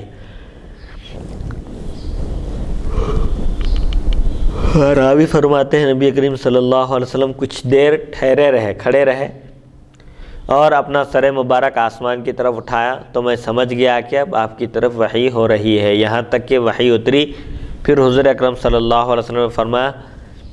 کہ روح میرے رب کے معاملے سے ہے، یعنی روح کی حقیقت کے بارے میں تہ میں نہیں جا سکتے، اس کی حقیقت اللہ تعالیٰ ہی جانتا ہے، اور جو کچھ تم کو علم عطا کیا گیا ہے وہ صرف تھوڑا ہے، اور اللہ تعالیٰ کے علوم کی کوئی انتہا نہیں ہے۔ مخلوق کو جو علم دیا گیا ہے، یہودیوں کو خاص طور پر، وہ علم صرف تھوڑا علم ہے، اس لیے روح کی حقیقت اور اس کی تہ تک نہیں پہنچا جا سکتا۔ حدیث نمبر 3278، حدثنا عبد بن حمید حدثنا الحسن بن موسیٰ و سلیمان بن حرب قال حدثنا حماد بن سلمة عن علی بن زید عن اوس بن خالد عن ابی ہریرہ قال قال رسول اللہ صلی اللہ علیہ وسلم یحشر الناس یوم القیامة ثلاثة اصناف صنفا مشاة وصنفا رکبانا وصنفا على وجوہہم قیل یا رسول اللہ وکیف یمشون على وجوہہم قال ان الذی امشاہم على اقدامہم قادر على ان یمشیہم على وجوہہم اما انہم یتقون بوجوہہم کل حدب وشوکۃ۔ ھذا حدیث حسن وقد روى وہیب عن ابن طاووس عن ابیہ عن ابی ہریرہ عن النبی صلی اللہ علیہ وسلم شیئا من ھذا۔ حضرت ابو ہریرہ رضی اللہ عنہ سے روایت نبی اکرم صلی اللہ علیہ وسلم نے ارشاد فرمایا، لوگ قیامت کے دن 3 حالتوں میں اٹھائے جائیں گے۔ قیامت کے دن جو حشر کیا جائے گا، لوگوں کو میدان حشر میں جمع کیا جائے گا، ان کی 3 قسمیں ہوں گی، 3 حالتیں ہوں گی۔ بعض لوگ پیدل چلیں گے، یعنی ایک صنف، ایک قسم وہ ہوگی جو پیدل چل کر میدان محشر میں پہنچے گی اپنی قبروں سے اٹھ کر، اور ایک قسم وہ ہوگی جو سوار ہو کر آئے گی۔ یہ انبیاء کرام علیہم الصلاۃ ہیں جن کے لیے سواریاں لائی جائیں گی، اور وہ لوگ اپنے اپنے مزارہ سے اٹھ کر سواریوں پر سوار ہو کر، متقی پرہیزگار لوگ، انبیاء اور صحابہ جتنے بھی صلحاء امت ہیں، وہ سب سواریوں پر سوار ہو کر میدان حشر میں پہنچیں گے۔ اور ایک قسم وہ ہوگی جو چہروں کے بل چلتے ہوئے آئے گی۔ تو عرض کیا گیا یا رسول اللہ صلی اللہ علیہ وسلم، وہ لوگ چہروں کے بل کیسے چلیں گے؟ تو آپ صلی اللہ علیہ وسلم نے ارشاد فرمایا، یقیناً وہ ذات جو ان کو قدموں کے بل چلائی، وہ اس بات پر قادر ہے کہ وہ ان کو چہروں کے بل چلائے۔ یعنی اللہ تعالیٰ نے جب قدموں کے ذریعے چلنے کی صلاحیت عطا فرمائی ہے، تو اللہ تعالیٰ ہی قیامت کے دن کافروں کو چہرے کے بل چلنے کی بھی صلاحیت عطا فرمائے گا۔ سن لو، یقیناً وہ اپنے چہروں کے ذریعے ہر بلند جگہ اور کانٹوں سے بچیں گے۔ یہ حدیث حسن ہے۔ وہب نے بھی اس کا کچھ حصہ بواسطہ ابن طاووس حضرت ابو ہریرہ رضی اللہ عنہ سے مرفوعاً روایت کیا ہے۔ بہرحال اس حدیث شریف میں انبیاء کرام، صلحاء امت اور معمولی درجے کے جو لوگ ہوں گے ان کا ذکر ہے، اور کافروں کا بھی ذکر ہے کہ قیامت کے دن لوگوں کا حشر کیا جائے گا، لوگوں کو اٹھایا جائے گا، لوگ اپنی اپنی قبروں سے اٹھ کر میدان حشر میں پہنچیں گے۔ تو بعض لوگ پیدل چل کر پہنچیں گے، اور بعض لوگوں کے لیے سواری کا انتظام ہوگا۔ اللہ تعالیٰ انبیاء کرام اور متقین اور پرہیزگار لوگوں کے لیے سواریوں کا انتظام فرمائے گا۔ وہ لوگ اپنے اپنے مزارہ سے اٹھ کر سواریوں پر سوار ہو کر میدان حشر میں پہنچیں گے، اور کافروں کو چہرے کے بل گھسیٹ کر لایا جائے گا میدان محشر میں۔ وہ لوگ چہرے کے بل گھسیٹتے ہوئے پہنچیں گے۔ تو صحابہ نے عرض کیا کہ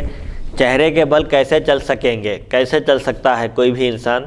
قدموں کے بل چلتا ہے، چہرے کے بل کیسے چلیں گے؟ تو حضور اکرم صلی اللہ علیہ وسلم نے فرمایا کہ اللہ تعالیٰ جب قدموں کے بل چلانے پر قادر ہے تو ضرور وہ چہروں کے بل چلانے پر بھی قادر ہے، اس کی قدرت سے کوئی چیز بعید نہیں ہے۔ حدیث نمبر 3279، حدثنا احمد بن منیع حدثنا یزید بن ہارون حدثنا بہز بن حکیم عن ابیہ عن جدہ قال قال رسول اللہ صلی اللہ علیہ وسلم انکم محشورون رجالا ورکبانا وتجرون علی وجوہکم ھذا حدیث حسن۔ حضرت بہز بن حکیم بواسطہ والد اپنے دادا سے روایت کرتے ہیں، رسول اکرم صلی اللہ علیہ وسلم نے ارشاد فرمایا، تم قیامت کے دن پیدل اور سوار اٹھائے جاؤ گے اور منہ کے بل بھی چلائے جاؤ گے۔ یہ حدیث حسن ہے۔ بہرحال اس میں بھی 3 قسمیں بیان کی جا رہی ہے کہ قیامت کے دن اپنی اپنی قبروں سے اٹھ کر لوگ میدان محشر میں پہنچیں گے، تو بعض لوگ چہرے کے بل چلتے ہوئے پہنچیں گے، وہ کافر ہیں، اور بعض لوگ پیدل جائیں گے، وہ عام لوگ ہیں جو مسلمان ہیں، اور جو خاص طبقہ ہے جیسے انبیاء کرام ہیں، صحابہ کرام ہیں، اور اولیاء امت ہیں، شہداء کرام ہیں، صلحاء امت ہیں، ان لوگوں کے لیے سواریاں لائی جائیں گی، اور وہ لوگ سواریوں پر سوار ہو کر میدان محشر میں پہنچیں گے۔ حدیث نمبر 3280 حدثنا محمد بن غیلان حدثنا یزید بن ہارون و ابو داود و ابو الولید ولفظ یزید واللفظ له ولفظ یزید والمعنى واحد عن شعبۃ عن عمرو بن مرۃ عن عبد الله بن سلمۃ عن صفوان بن عسال المرادی ان یہودیین قال احدهما لصاحبه اذهب بنا الى هذا النبي نسأله قال لا تقل له نبي فإنه إن يسمعها تقول نبي كانت له 4 أعين فأتى النبي صلى الله عليه وسلم فسأله عن قول الله تعالى ولقد آتينا موسى 9 آيات بينات وقال رسول الله صلى الله عليه وسلم لا تشركوا بالله شيئا ولا تزنوا ولا تقتلوا النفس التي حرم الله إلا بالحق ولا تسرقوا ولا تسحروا ولا تمشوا ببريء إلا السلطان فيقتله ولا تأكلوا الربا ولا تقذفوا محصنة ولا تفروا من الزحف شك شعبة وعليكم اليهود خاصة ألا تعتدوا في السبت فقبله يديه ورجليه وقال نشهد أنك نبي قال فما يمنعكما أن تسلما قال إن داود دعا الله ألا يزال في ذريته نبي وإنا نخاف إن أسلمنا أن تقتلنا اليهود هذا حديث حسن صحيح۔ حضرت صفوان بن عسال مرادی رضی اللہ عنہ سے روایت ہے کہ ایک یہودی نے دوسرے یہودی سے کہا چلو اس صاحب سے کچھ پوچھیں، اس نبی سے کچھ پوچھیں، دریافت کریں۔ دوسرے نے کہا نبی نہ کہو، اگر وہ سن لیں گے کہ تم انہیں نبی کہتے ہو تو ان کی 4 آنکھیں ہو جائیں گی۔ یعنی ایک یہودی دوسرے یہودی سے کہتا ہے کہ چلو ہم اس نبی کے پاس جائیں گے، محمد صلی اللہ علیہ وسلم کے پاس جائیں گے اور ان سے کچھ پوچھیں گے، تو دوسرا یہودی کہتا ہے کہ ان کو نبی نہ کہو، کیوں؟ اگر یہ سن لیں گے تمہاری زبان سے نبی کا لفظ تم کو سنیں گے کہ تم ان کو نبی کہہ رہے ہو تو وہ خوشی سے پھولے نہیں سمائیں گے، بے انتہا خوش ہو جائیں گے کہ یہود بھی انہیں نبی تسلیم کر رہے ہیں۔ یہ کہنے کے بعد پھر وہ دونوں نبی کریم صلی اللہ علیہ وسلم کی خدمت میں حاضر ہوئے اور اللہ تعالیٰ کے اس ارشاد کے بارے میں پوچھنے لگے کہ وَلَقَدْ آتَيْنَا مُوسَىٰ 9 آیات بینات، البتہ تحقیق کہ ہم نے موسیٰ علیہ السلام کو 9 واضح نشانیاں عطا فرمائی۔ تو رسول اکرم صلی اللہ علیہ وسلم نے فرمایا وہ 9 نشانیاں یہ ہے: اللہ تعالیٰ کے ساتھ کسی کو شریک نہ ٹھہرانا، یعنی اللہ تعالیٰ کے ساتھ کسی کو شریک نہ ٹھہراؤ، اللہ تعالیٰ کی ذات و صفات میں کسی کو شریک نہ ٹھہراؤ، زنا نہ کرو، کسی کو ناحق قتل نہ کرو جبکہ اللہ نے اسے حرام قرار دیا ہو، چوری نہ کرو، جادو نہ کرو، کسی بے گناہ کو حاکم کے پاس نہ لے جاؤ کہ وہ اسے مار ڈالے، سود نہ کھاؤ، کسی پاک دامن عورت کو الزام نہ دو، کسی پاک دامن عورت پر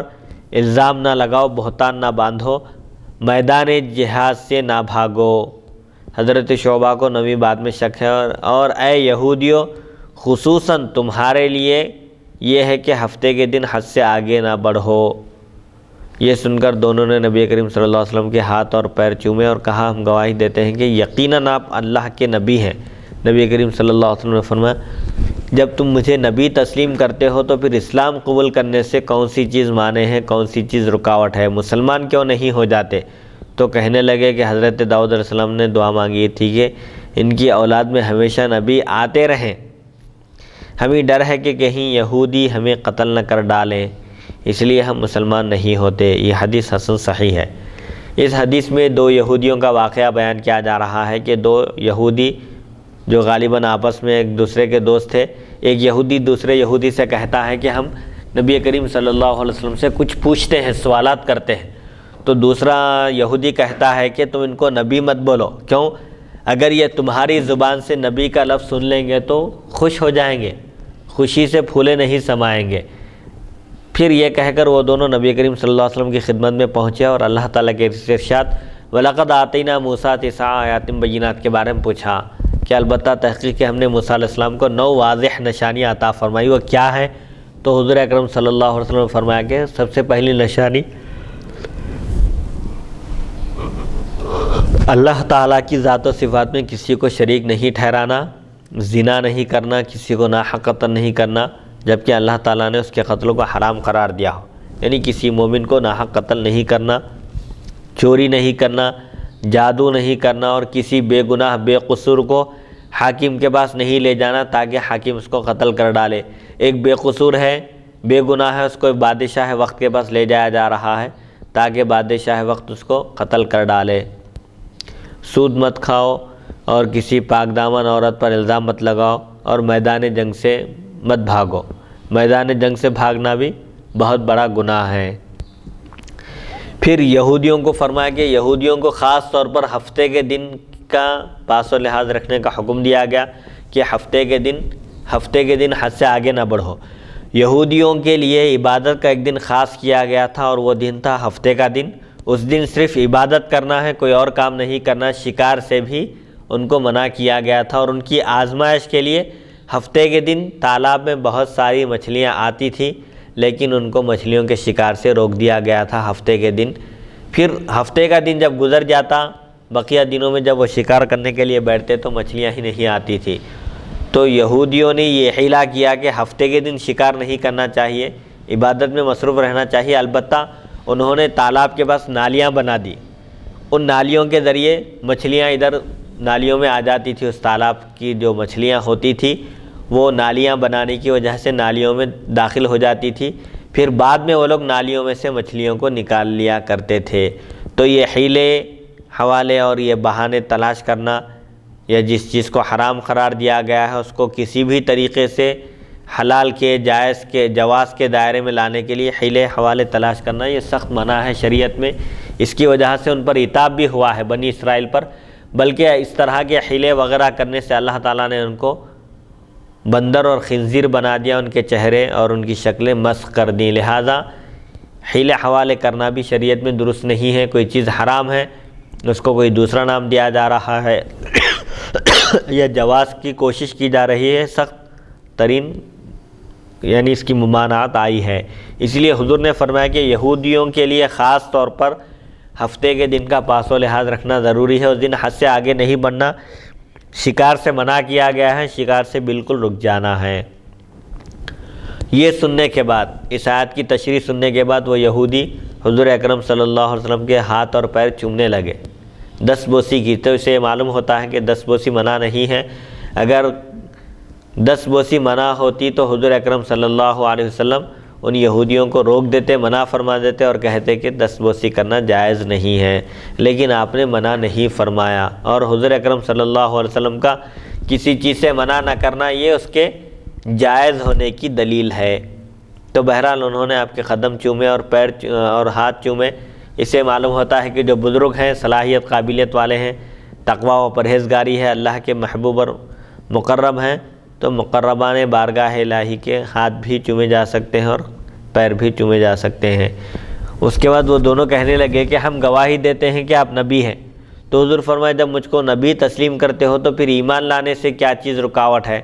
کیا چیز مانے ہیں، پھر مسلمان کیوں نہیں ہوتے؟ 3280۔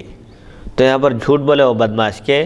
داؤد علیہ السلام ایسی دعا کیے تھے اللہ تعالیٰ سے کہ انبیاء کا سلسلہ حضرت داؤد علیہ السلام کی ذریت میں باقی رہے۔ چونکہ حضور اکرم صلی اللہ علیہ وسلم حضرت اسماعیل علیہ السلام کی اولاد میں سے ہیں،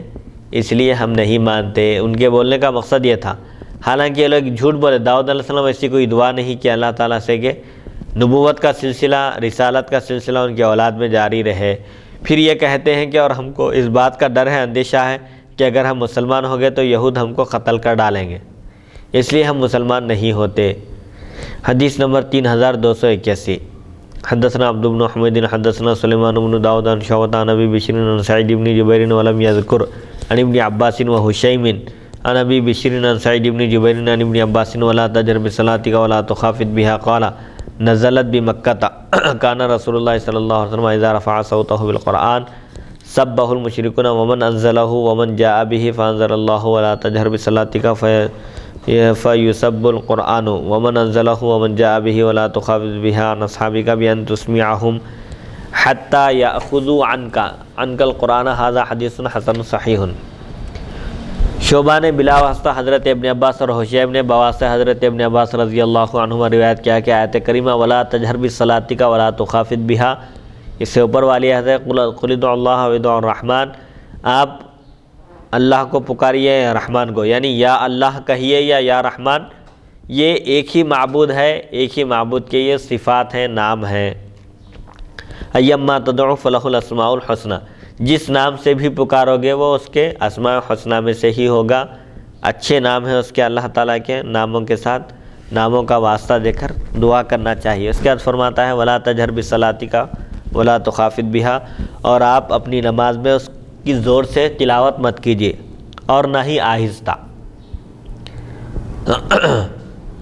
یہ اس آیت کے بارے میں حضرت ابن عباس رضی اللہ عنہما سے روایت کیا کہ اس آیت مبارکہ ولا تجہر بصلاتک ولا تخافت یہ مکہ مکرمہ میں نازل ہوئی۔ اس آیت کے بارے میں فرماتے ہیں کہ اس کا نزول مکہ مکرمہ میں ہوا۔ نبی کریم صلی اللہ علیہ وسلم قرآن پڑھتے ہوئے آواز بلند کرتے تو مشرکین قرآن کو نیز اس کے اتارنے اور لانے والے کو گالیاں دیتے تھے، تو اس پر یہ آیت نازل ہوئی کہ آپ بلند آواز سے نماز نہ پڑھیں۔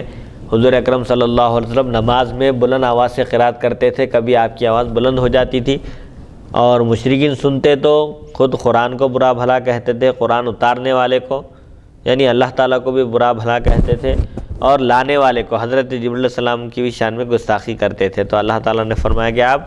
بلند آواز سے قرات نہ کریں نماز میں، کیونکہ قرآن پاک اس کے اتارنے والے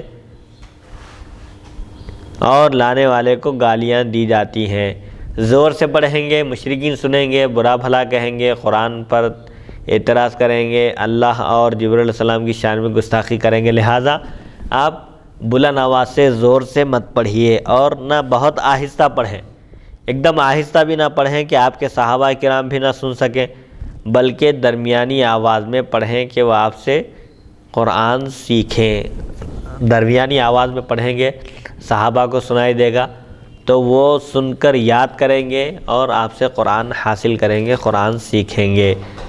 تو اس میں اس حدیث مبارک میں امت کے لیے مفتی صاحب کیا یہ تعلیم ہے کہ اگر تقریر کر رہے ہو یا بیان اگر دینا چاہتے ہو یا تقریر کرنا اگر چاہتے ہو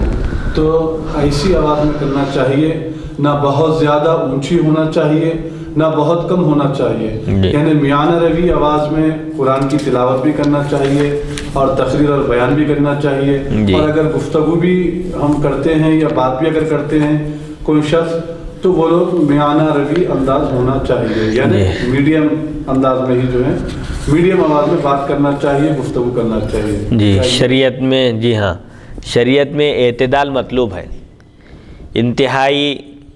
بلند آواز سے گفتگو کر رہے ہیں یہ بھی پسندیدہ نہیں ہے۔ وغضض من صوتک کا حکم آیا ہے کہ اپنی آواز کو پس کرو، کیونکہ سب سے بری آواز گدھوں کی آواز ہے۔ قرآن کا یہ ارشاد ہے کہ حضرت لقمان اپنے فرزند کو نصیحت کرتے ہوئے فرماتے ہیں کہ وقصد فی مشیک، اپنی چال میں بھی میانہ روی اختیار کرو۔ انسان انتہائی بخیل بھی نہیں ہونا، انتہائی خرچ کرنے والا بھی نہیں ہونا، اسراف کرنے والا بھی نہیں ہونا، بلکہ اسراف اور بخل کے درمیان کا راستہ اختیار کرنا ہے۔ ہر چیز میں غلو شریعت میں منع ہے، غلو کسی بھی چیز میں پسند نہیں کیا گیا۔ انسان کے اندر میانہ روی ہونا چاہیے اور استقلال اور استقامت ہونا چاہیے ہر ایک عمل میں۔ اسی لیے حضور اکرم صلی اللہ علیہ وسلم فرماتے ہیں کہ احب الاعمال الی اللہ ادومھا، اللہ کو سب سے زیادہ پسند وہ عمل ہے جو مداومت کے ساتھ ہمیشہ کیا جائے۔ قرآن کی تلاوت ہو رہی ہے، روزانہ ہو رہی ہے، ایک رکوع پڑھ رہا ہے کوئی لیکن روزانہ پڑھ رہا ہے، یہ بہتر ہے اس شخص سے جو مہینوں تلاوت نہیں کرتا اور جب تلاوت کرتا ہے تو ایک دم پورے قرآن کی تلاوت کرتا ہے۔ تو یہ شریعت میں جو مطلوب ہے وہ ہے اعتدال، ہر چیز میں اعتدال مطلوب ہے شریعت میں، کہ انسان بیلنسنگ کے ساتھ چلے، کسی ایک طرف نہ جھک جائے، ایک دم افراط بھی نہیں ہونا، ایک دم تفرید بھی نہیں ہونا۔ اور امت محمدیہ بھی معتدل ہے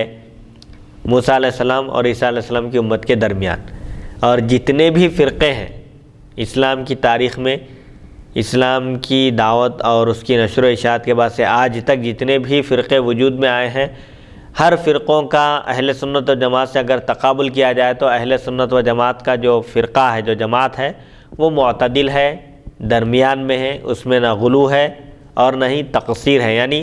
انبیاء کی شان میں وہ غلو بھی نہیں کرتے اور ان کی شان میں تنقیص بھی نہیں کرتے، ان کی برائی بھی نہیں بیان کرتے، انبیاء کی توہین بھی نہیں کرتے۔ یہ خاص امتیاز ہے اہل سنت و جماعت کا کہ وہ معتدل جماعت ہے،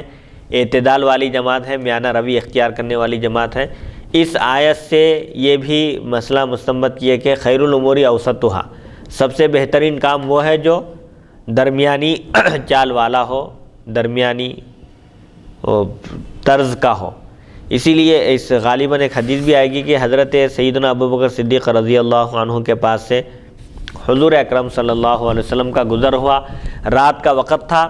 عبادت میں مصروف تھے حضرت سیدنا ابوبکر صدیق رضی اللہ عنہ، اور اپنے رب سے مناجات کر رہے تھے، سرگوشی کر رہے تھے، قرآن کی تلاوت کر رہے تھے، اور آہستہ دھیمی آواز میں آپ قرآن کی تلاوت کر رہے تھے۔ حضور اکرم صلی اللہ علیہ وسلم کا گزر پھر حضرت عمر کے پاس سے ہوا۔ حضرت عمر رضی اللہ عنہ بھی رات میں جا کر عبادت کر رہے تھے اور نماز کی حالت میں قرآن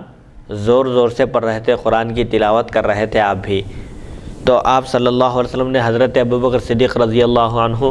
اور حضرت عمر سے دوسرے دن پوچھا کہ اے ابوبکر، کل رات میرا گزر ہوا آپ کے پاس سے، آپ نماز پڑھ رہے تھے، قرآن کی تلاوت کر رہے تھے، لیکن بہت دھیمی آواز میں تلاوت کر رہے تھے، کیا بات ہے؟ تو حضرت ابوبکر صدیق رضی اللہ عنہ نے عرض کیا کہ میں اس ذات کو قرآن سنا رہا تھا جو عالم الغیب والشہادہ ہے، دلوں کی بھی کیفیت پر مطلع ہے۔ مطلب میں اپنے رب سے سرگوشی کر رہا تھا، مناجات کر رہا تھا اپنے حبیب سے، اپنے خلیل سے۔ تو حضور اکرم صلی اللہ علیہ وسلم نے فرمایا، یعنی اسی لیے میں آہستہ پڑھ رہا تھا، چونکہ آہستہ پڑھو یا زور سے پڑھو، زبان سے بولو یا دل میں خیال لاؤ، اللہ تعالیٰ ہر چیز پر مطلع ہے، کائنات کی کوئی چیز اس سے پوشیدہ نہیں ہے، بلکہ دل میں جو خیال آتا ہے اور گزر جاتا ہے، کبھی انسان کو اس کا شعور بھی نہیں ہوتا، ایسے خیال پر بھی اللہ تعالیٰ مطلع ہے، اللہ تعالیٰ کو ہر چیز کا علم ہے۔ اسی لیے میں آہستہ آہستہ دھیمی آواز میں تلاوت کر رہا تھا، کیونکہ میں اس ذات سے سرگوشی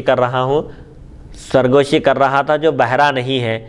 زور سے پڑھنے کی مجھے ضرورت نہیں تھی۔ تو حضور اکرم صلی اللہ علیہ وسلم نے فرمایا کہ ٹھیک ہے، البتہ تم آواز کو تھوڑا سا بلند کرو، انتہائی دھیمی آواز میں پڑھنے کے بجائے نارمل اور معتدل آواز میں تلاوت کیا کرو قرآن کی۔ حضرت عمر سے پوچھا گیا تو حضرت عمر رضی اللہ عنہ نے عرض کیا کہ میں قرآن کی تلاوت زور سے اس لیے کر رہا تھا تاکہ سونے والوں کو جگاؤں اور شیطان کو بھگاؤں۔ حضرت ابوبکر صدیق رضی اللہ عنہ فرمایا کہ میں قرآن کی تلاوت دھیمی اس لیے کر رہا تھا کہ میں رحمان کو سنا رہا تھا، رحمان میری تلاوت اور قراءت سن رہا تھا،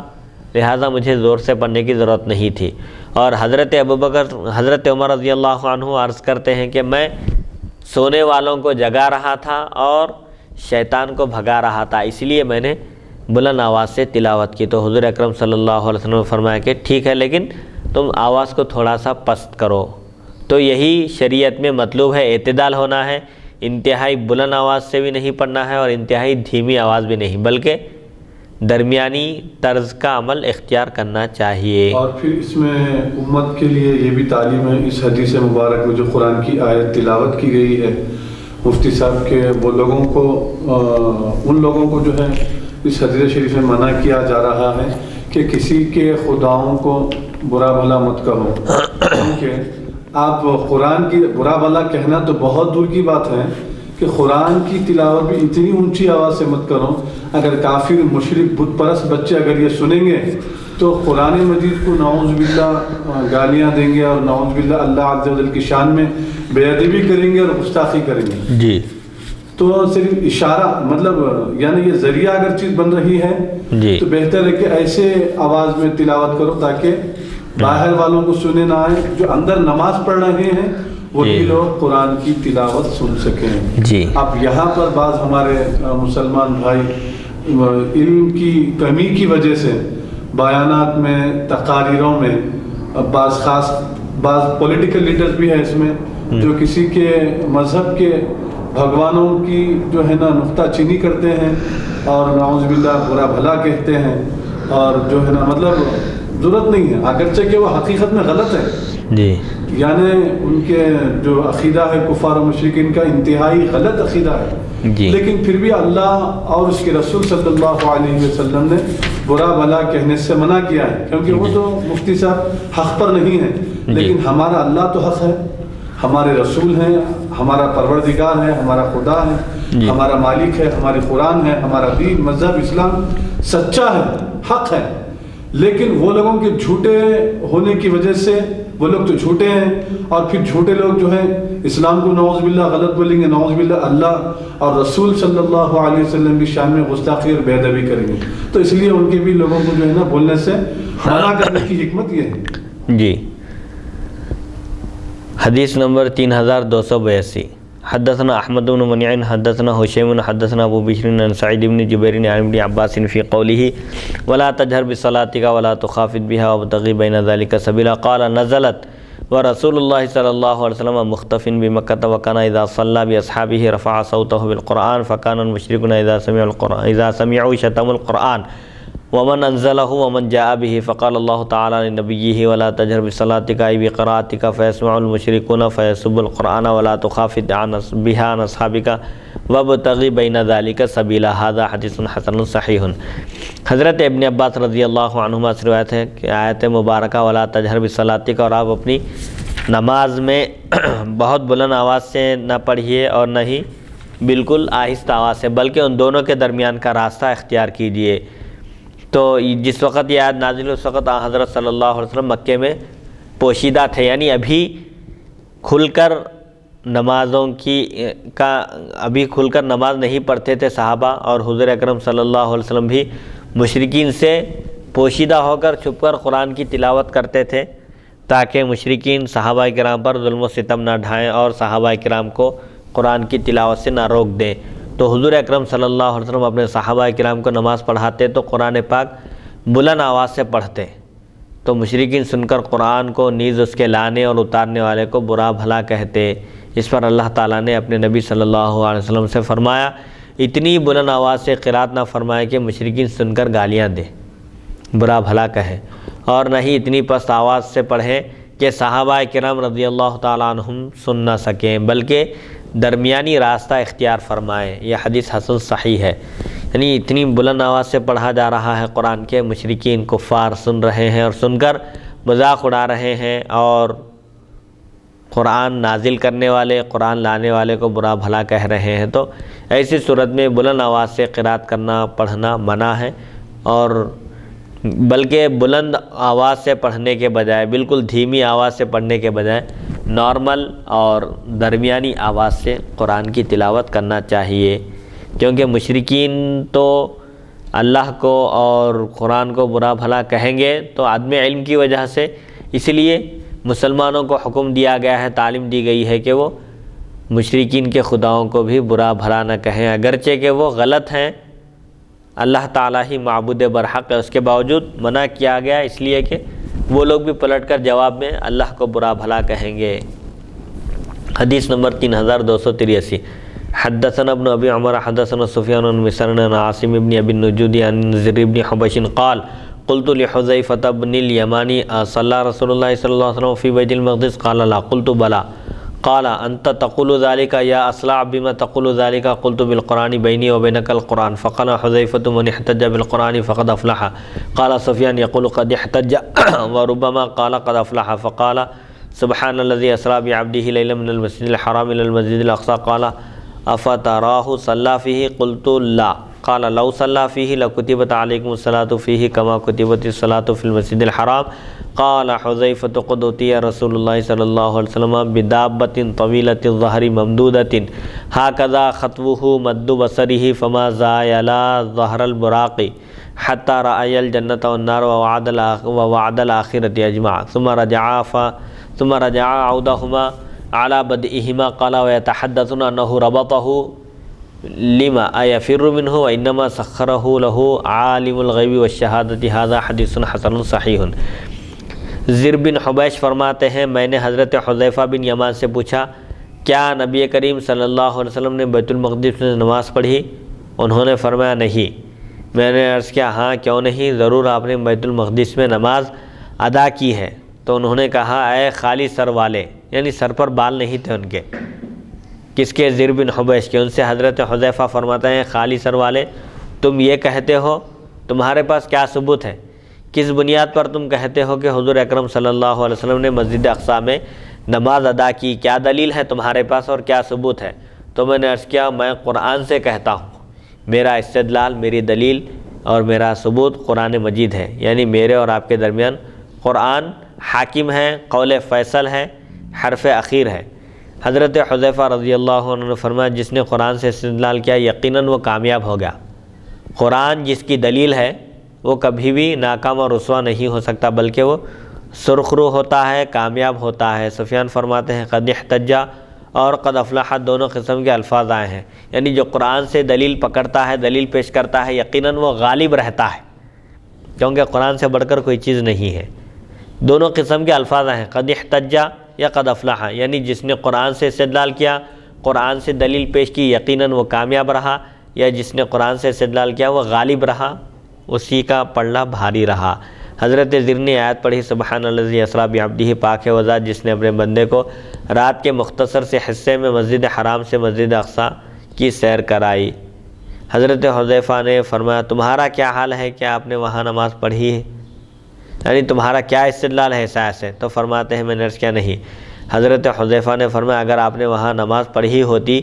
تو تم پر بھی نماز پڑھنا فرض کر دیا جاتا مسجد اقصیٰ میں، حالانکہ مسجد اقصیٰ میں نماز پڑھنا فرض نہیں ہے، جیسے مسجد حرام میں نماز پڑھنا فرض ہے۔ حضرت حذیفہ نے اصل واقعہ بیان کرتے ہوئے فرمایا کہ آپ کے پاس ایک جانور لایا گیا جس کی پشت، جس کی پیٹھ لمبی تھی اور اس کا قد حد بصر تک پہنچتا تھا، تا حد نگاہ اس کا قد تھا، اور بعض محدثین کہتے ہیں کہ اس کا ایک قدم جہاں اس کی نگاہ پہنچتی تھی وہاں پڑتا تھا۔ وہ دونوں نبی کریم صلی اللہ علیہ وسلم اور حضرت جبرائیل علیہ السلام نبی کریم صلی اللہ علیہ وسلم اور حضرت جبرائیل براق کی پیٹھ سے اس وقت تک جدا نہ ہوئے جب تک کہ جنت اور دوزخ اور آخرت کے وعدوں کو مکمل طور پر دیکھ نہیں لیے، پھر وہ دونوں جیسے گئے تھے اسی طرح واپس لوٹے۔ حضرت حذیفہ نے فرمایا لوگ کہتے ہیں آپ نے براق کو باندھا، حالانکہ غیب و شہادت کے جاننے والے نے اسے آپ کے لیے تابع کر دیا تھا۔ یہ حدیث حسن صحیح ہے۔ بہرحال اس حدیث شریف میں بات بتائی جا رہی ہے کہ حضور اکرم صلی اللہ علیہ وسلم معراج کی شب مسجد حرام سے مسجد اقصیٰ تشریف لے گئے، آپ نے وہاں انبیاء کی امامت فرمائی، امام الانبیاء ہیں، تمام انبیاء کا اجتماع تھا، سب انبیاء آدم علیہ السلام سے لے کر حضرت عیسیٰ تک جمع کر دیے گئے تھے۔ نماز کا وقت آیا اور سب دیکھ رہے تھے کہ یہ شرف کس کو حاصل ہوگا کہ تمام انبیاء کے جو امام بنیں گے اور ان کی امامت کا شرف حاصل رہے گا۔ حضرت جبرائیل علیہ السلام بھی موجود تھے، انہوں نے حضور اکرم صلی اللہ علیہ وسلم سے عرض کیا جب نماز کا وقت ہو گیا تب آپ کس کا انتظار فرما رہے ہیں؟ ساری مخلوق میں آپ سے بڑھ کر معزز، محترم اور مکرم کوئی ہے ہی نہیں، لہذا آپ آگے بڑھیے اور نماز پڑھائیے۔ بہرحال حضور اکرم صلی اللہ علیہ وسلم بیت المقدس میں امامت فرمایا انبیاء کی، اور آپ کو کی سواری کے لیے ایک براق لایا گیا تھا، جنت سے ایک جنتی سواری لائی گئی تھی جس کی پشت طویل تھی اور اس کا قدم اس کی نگاہ جہاں پڑتی تھی وہاں ہوتا تھا، اتنا بڑا قدم تھا اس کا کہ حضرت جبرائیل اور حضور اکرم صلی اللہ علیہ وسلم اس براق پر سوار ہوئے اور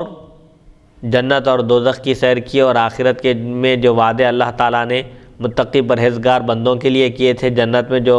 محلات اور نعمتیں مہیا کر رکھی ہیں، تمام چیزوں کا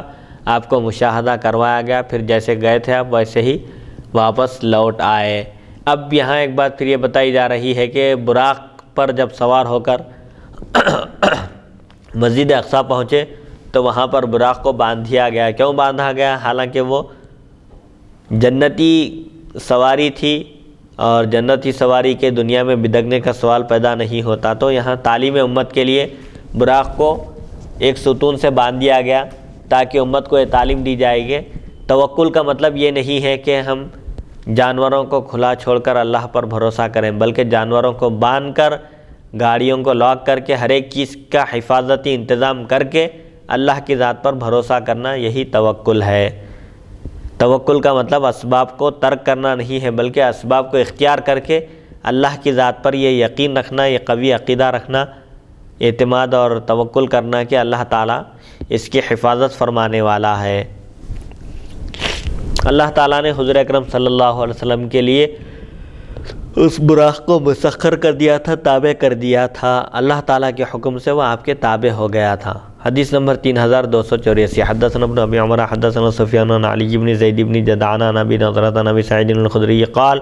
قال رسول اللہ صلی اللہ علیہ وسلم انا سید ولد آدم یوم القیامۃ ولا فخر بیدی لواء الحمد ولا فخر وما من نبی یومئذ آدم فمن سواہ الا تحت لوائی وانا اول من تنشق عنہ الارض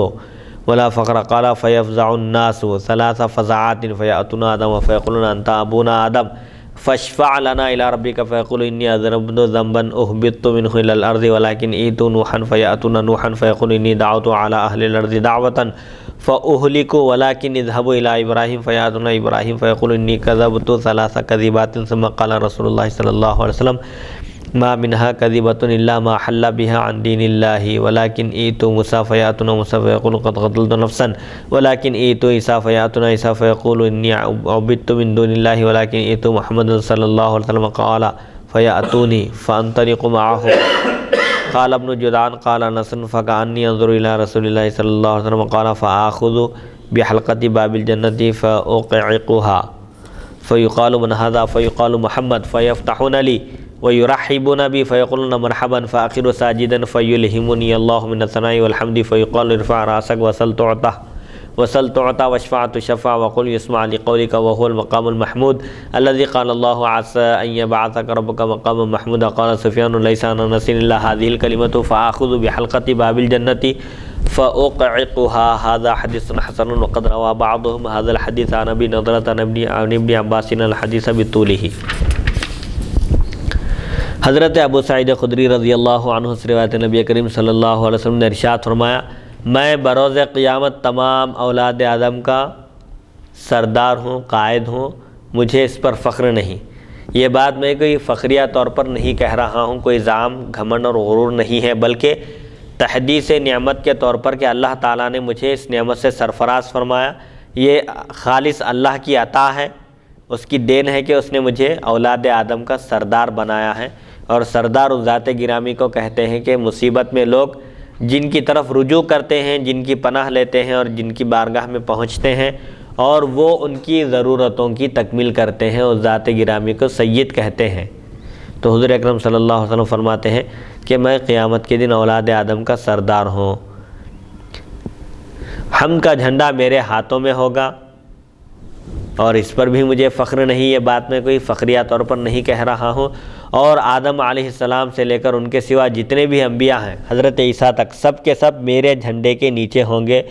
اور میں وہ سب سے پہلا شخص ہوں گا جن سے زمین شق ہوگی. مطلب یہ ہے کہ حضور اکرم صلی اللہ علیہ وسلم ہی اپنی مزار مبارک سے سب سے پہلے اٹھیں گے قیامت کے دن.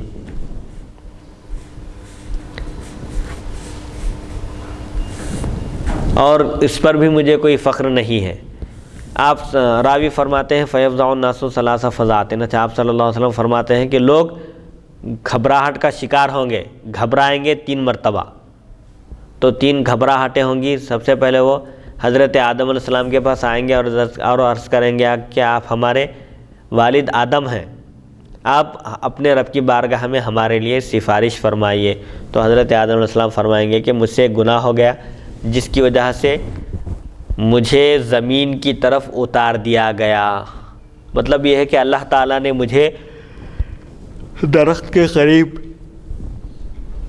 جانے سے منع فرمایا تھا لیکن میں رک نہیں سکا اور میں درخت کے قریب ہو گیا. مجھ سے لغزش ہو گئی، عمدن نہیں، قصدن نہیں، بلکہ سہون مجھ سے ایسا ہو گیا ہے جس کی وجہ سے میں اب اللہ کی بارگاہ میں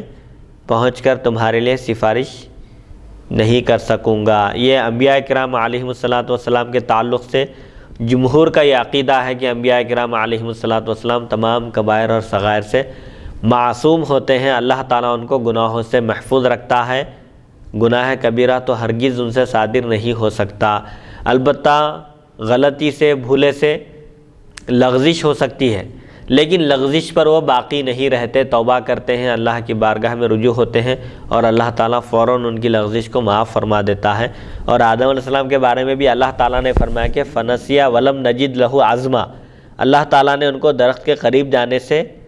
منع کیا تھا تو ان سے بھول ہو گئی، بھول گئے وہ، اور قصدن نہیں کیے، ایسا انہوں نے عمدن نہیں کیا. درخت کے جو قریب ہو گئے، بھول ہو گئی ان سے اصل میں. تو آدم علیہ السلام اس قصور کا ذکر کریں گے، اس لغزش کا کہ مجھ سے ایک لغزش ہو گئی تھی، اس کی وجہ سے اللہ تعالیٰ زمین پر اتار دیا، تو پھر اب میں کیسے اس کی بارگاہ میں پہنچوں، اس کے سامنے جاؤں. تو یہ انبیاء اکرام علیہم الصلوۃ والسلام کا حال ہے کہ ان سے معمولی بھی لغزش ہو جاتی تو وہ اس کو بہت بڑی لغزش تصور کرتے تھے، بہت بڑا گناہ سمجھتے تھے، اور اس کے لیے گڑ گڑا کر روتے تھے، اللہ کی بارگاہ میں استغفار کرتے تھے۔ تو حضرت آدم فرمائیں گے کہ بھئی مجھ سے قصور ہو گیا ہے، مجھ سے غلطی لغزش ہو گئی تھی جس کی وجہ سے مجھے زمین پر اتار دیا گیا، تو اب میں کیسے اللہ کے سامنے جا کر تمہاری سفارش کروں؟ لیکن تم نوح علیہ السلام کے پاس جاؤ۔ تو یہ میدان محشر میں ساری مخلوق انبیاء کے پاس جا رہی ہے، حالانکہ اللہ کی طرف رجوع ہونا چاہیے۔ وہ موقع تو ایسا ہے کہ بندے سب کو بھول کر صرف اللہ کی طرف رجوع ہونا چاہیے، غیر اللہ کے پاس کیوں جا رہے ہیں؟ یہاں ایک سوال پیدا ہوتا ہے۔ جو لوگ کہتے ہیں کہ بھئی اللہ سے مانگنا چاہیے، تو میدان محشر میں بھی اللہ سے مانگنا چاہیے، انبیاء کے پاس کیوں جا رہے ہیں؟ تو یہ محبوبان بارگاہ الہی ہیں، اللہ کے محبوب اور مقرب بندے ہیں۔ اللہ کی بارگاہ میں یہ لوگ سفارش کریں گے تو اللہ تعالیٰ ضرور ان کی سفارش قبول کرے گا۔ تو حضرت نوح علیہ السلام کا پتہ دے رہے ہیں۔ حضرت آدم یہ نہیں فرما رہے ہیں کہ میدان محشر میں بھی شرک کر رہے ہیں، تم لوگ اللہ کو چھوڑ کے غیر اللہ کے پاس جا رہے ہیں، بلکہ نہیں فرمایا حضرت آدم، بلکہ آپ تو ابھی رہنمائی کر رہے ہیں کہ نوح علیہ السلام کے پاس جاؤ فرما رہے ہیں، نوح علیہ السلام کے پاس جاؤ۔ تو اس سے معلوم ہوا کہ غیر اللہ کے پاس اپنی حاجت لے کر جانا شرک نہیں ہے، کیونکہ ایک عام جاہل مسلمان کا بھی عقیدہ نہیں ہوتا کہ محبوبان بارگاہ الہی جو انبیاء ہیں، اولیاء ہیں، صلحاء امت ہیں، وہ اللہ کی مرضی کے بغیر ہمارے کام بنا سکتے ہیں۔ ہرگز ایک جاہل بھی عقیدہ نہیں رکھتا، بلکہ جاہل سے جاہل بھی یہی سمجھتا ہے کہ جو محبوبان بارگاہ الہی ہیں، جو اللہ کے نیک بندے ہیں، وہ اللہ کے پاس ایک مقام و مرتبہ رکھتے ہیں، اور اللہ کے حکم اور اس کی اجازت کے بغیر وہ بھی کسی کا کوئی کام نہیں بناتے۔ حضرت آدم علیہ السلام نوح علیہ السلام کے پاس بھیجتے ہیں، تو وہ نوح علیہ السلام کے پاس آئیں گے تو نوح علیہ السلام فرمائیں گے کہ میں نے اہل زمین کے خلاف ایک بد دعا کی تو سب کے سب ہلاک کر دیے گئے۔ اللہ تعالیٰ نے مجھے اختیار دیا تھا تو میں نے اپنے اس اختیار کو استعمال کر لیا اور اہل زمین کے خلاف میں نے بد دعا کر دی، نتیجے میں وہ سب کے سب ہلاک کر دیے گئے، لیکن تم ابراہیم علیہ السلام کے پاس جاؤ۔ آپ فرمائیں گے کہ مجھ سے بھی یہ غلطی ہو گئی، قصور ہو گیا ہے، میں اب اللہ کی بارگاہ میں کیسے تمہارے لیے سفارش کروں؟ البتہ تمہاری میں رہنمائی کرتا ہوں، ابراہیم علیہ السلام کے پاس جاؤ۔ تو حضرت ابراہیم علیہ السلام کے پاس آئیں گے تو آپ فرمائیں گے کہ میں نے 3 باتیں خلاف واقعہ بیان کی تھی، وہ جھوٹ نہیں تھی حقیقت میں بلکہ توریہ تھا۔ وہ ان 3 باتوں کا ذکر اس سے پہلے بھی گزر چکا ہے کہ آپ اپنی اہلیہ حضرت سارہ، غالباً حضرت سارہ رضی اللہ عنہا کے ساتھ ایک شہر میں داخل ہوئے، وہاں کا بادشاہ ظالم تھا، اور حضرت ابراہیم علیہ السلام کی اہلیہ انتہائی حسین و جمیل خوبصورت تھی۔ اس بادشاہ کی نیت خراب تھی کہ کوئی بھی حسین و جمیل عورت ہوتی تو وہ زبردستی جبراً اس عورت کو اپنے قبضے میں لے لیتا تھا۔ تو حضرت ابراہیم علیہ السلام ان کو بچانے کے لیے، ان کی حفاظت کی خاطر جب بادشاہ نے آپ سے پوچھا کہ یہ خاتون آپ کے ساتھ کون ہے، تو آپ نے فرمایا کہ یہ میری بہن ہے، حالانکہ وہ آپ کی زوجہ تھی۔ تو بہن سے مراد آپ کیا لیے؟ اسلامی بہن، دینی اعتبار سے بہن ہے، لیکن حقیقت میں وہ زوجہ ہے۔ تو آپ فرماتے ہیں کہ میں یہاں پر خلاف واقعہ، حقیقت کے خلاف ایک بات بولا۔ اور دوسری بات، حضرت ابراہیم علیہ السلام کی قوم بت پرستی کا شکار تھی، بت پرستی کے موقع پر میلہ بھی لگاتی تھی، ایک میلے کا انعقاد انہوں نے کیا تھا، اور میلے میں شرکت کے لیے حضرت ابراہیم علیہ السلام کو بھی دعوت دیے، چلنے کے لیے کہا، تو آپ نے فرمایا کہ میں بیمار ہوں، یعنی میلہ لگتا تھا، تو میلے میں جانے کا جب وقت آیا تو انہوں نے حضرت ابراہیم علیہ السلام کو بھی ساتھ چلنے کے لیے کہا، تو آپ نے فرمایا کہ میں بیمار ہوں، حالانکہ آپ بیمار نہیں تھے۔ تو یہ جھوٹ نہیں ہے، بلکہ بیمار ہونے والا ہوں، تمہارے شرک اور کفر کی بیماری کی وجہ سے، تمہارے شرک و کفر کی وجہ سے میں بیمار ہو گیا ہوں۔ یعنی یہ دیکھ کر تمہاری حالت کہ تم اللہ کو چھوڑ کر ایسے معبودان باطل کی عبادت کر رہے ہو جو نہ نفع پہنچا سکتے ہیں اور نہ ہی نقصان پہنچا سکتے ہیں، نہ سن سکتے ہیں نہ بول سکتے ہیں، تو اس وجہ سے میں تمہارے شرک اور کفر کو دیکھ کر بیمار ہو رہا ہوں۔ یہ بھی خلاف واقعہ بات آپ بیان کیے، لیکن یہ جھوٹ نہیں ہے، توریہ ہے۔ سقیم سے مراد جسمانی اعتبار سے بیمار نہیں ہوں میں، بلکہ سقیم القلب، تمہارے شرک اور کفر کو دیکھ کر میرا دل بیٹھا جا رہا ہے، یہ مطلب ہے وہاں پر۔ 2 چیزیں یہ ہو گئی۔ اور تیسری چیز، جب آپ کی قوم میلے میں شرکت کے لیے چلے گئی اور بت خانے میں کوئی موجود نہیں تھا، اس وقت آپ بت کدہ میں داخل ہوئے اور کلہاڑی لے کر تمام بتوں کی گردنیں توڑ دی اور ان کو بتوں کو ٹکڑے ٹکڑے کر دیا، اور ایک جو بڑا بت تھا اس کو باقی رکھ کر اس کے کندھے پر آپ نے کلہاڑی لٹکا دی۔ جب لوگ میلے سے واپس آئے اور انہوں نے بتوں کی یہ درگت دیکھی اور دیکھا کہ ان کے بتوں کے ٹکڑے ٹکڑے ہو گئے ہیں اور ان کے بتوں کا بہت برا حال ہے، تو انہوں نے آپس میں ایک دوسرے سے پوچھا کہ بھئی ایسی حرکت کون کر سکتا ہے، ہمارے بتوں کی یہ درگت کس نے بنائی؟ تو لوگوں نے کہا کہ بھئی سب تو بتوں کی عبادت کرنے والے ہیں، البتہ ایک شخص توحید پرست ہے، صرف اللہ کا نام لیتا ہے اور ہمارے معبودان باطل کو برا بھلا کہتا ہے، ہو نہ ہو یہ اسی شخص کی کارستانی ہے جن کو ابراہیم کہتے ہیں۔ تو وہ اس وقت بولے ان کو سب کے سامنے لاؤ۔ حضرت ابراہیم علیہ السلام کو لایا گیا اور آپ سے پوچھا گیا، تو آپ فرمائیں کہ آپ کرے کیا یہ ہمارے بتوں کے ساتھ، بلکہ پوچھو لوگ۔ تو آپ فرمائیں کہ قال بل فعلہ کبیرہم، میں نے کرا، ان کا بڑا بت کرا، بلکہ بولا ان کے بڑے نے ان کی یہ حالت بنائی ہے۔ تو حضرت ابراہیم علیہ السلام یہاں پر بھی آپ جھوٹ نہیں بولے، بلکہ آپ نے توریہ کیا، کبیر کا لفظ استعمال کیے۔ کبیر کہہ کر آپ اللہ کی ذات مراد لیے، کیونکہ دنیا میں جو کچھ بھی ہوتا ہے اللہ کے حکم اور اس کی اجازت سے ہوتا ہے۔ سبحان اللہ، سبحان کبیر کہہ کر آپ اللہ کی ذات مراد لیے، اور کبیر کہنے سے وہ لفظ ایک ایسا ہے کہ بڑا بت باقی تھا، موجود تھا، جس کی وجہ سے قوم کا ذہن بڑے بت کی طرف گیا کہ یہ بڑا بت پورے تمام چھوٹے بتوں کو مار ڈالا ہے، ختم کر دیا ہے۔ تو ایک دم حیرت ہوئی ان لوگوں کو۔ تو آپ فرمائیں کہ موقع اچھا تھا، آپ بولے کہ کبیرہم ھذا، ان کا یہ بڑا بت یہ تمام بتوں کی درگت کیا ہے، فاسألوہم ان کانوا ینطقون، ان کو عاجز کرنے کے لیے اور ان کی بیوقوفی بتانے کے لیے آپ فرمائے کہ اگر یقین نہیں ہے تو پوچھ لو بڑے بت سے، بولے اگر وہ بول سکتے ہیں، بیان کر سکتے ہیں تو پھر پوچھ لو، بولے۔ تو لوگ بولے کہ بھئی ہماری عقل تو مارے گئی، کیونکہ یہ بت تو بات کرنے سے رہے۔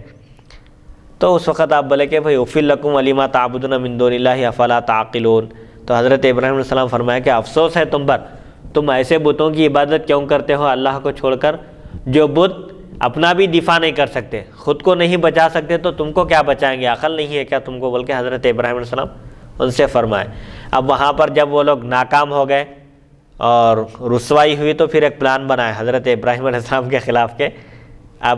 اب چونکہ معبودان باطل کو برا بھلا کہہ رہے ہیں ہمارے معبودوں کو، لہٰذا ان کو راستے سے ہٹانا چاہیے، یہ کہہ کر نمرود کو بھڑکائے اور لوگوں سے مشورہ کیے، تو انہوں نے کہا کہ ان کو آگ میں ڈال دینا چاہیے۔ چنانچہ وہ آگ کا بھی واقعہ پیش آیا کہ آپ کے لیے لکڑیاں جمع کی گئی اور آگ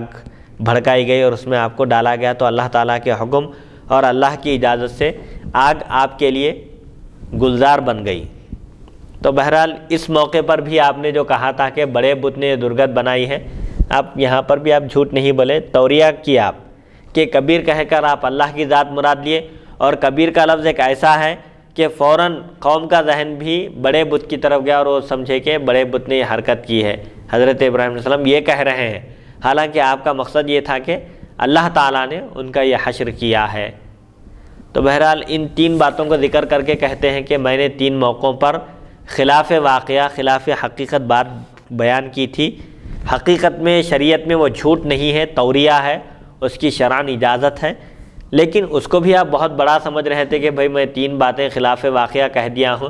تو پھر اب میں اللہ کی بارگاہ میں کیسے ان لوگوں کی سفارش کروں؟ یہ کہہ کر آپ فرماتے ہیں حضرت ابراہیم کہ میں نے تین خلاف واقعہ باتیں بیان کی تھی۔ پھر رسول اللہ صلی اللہ علیہ وسلم نے ارشاد فرمایا،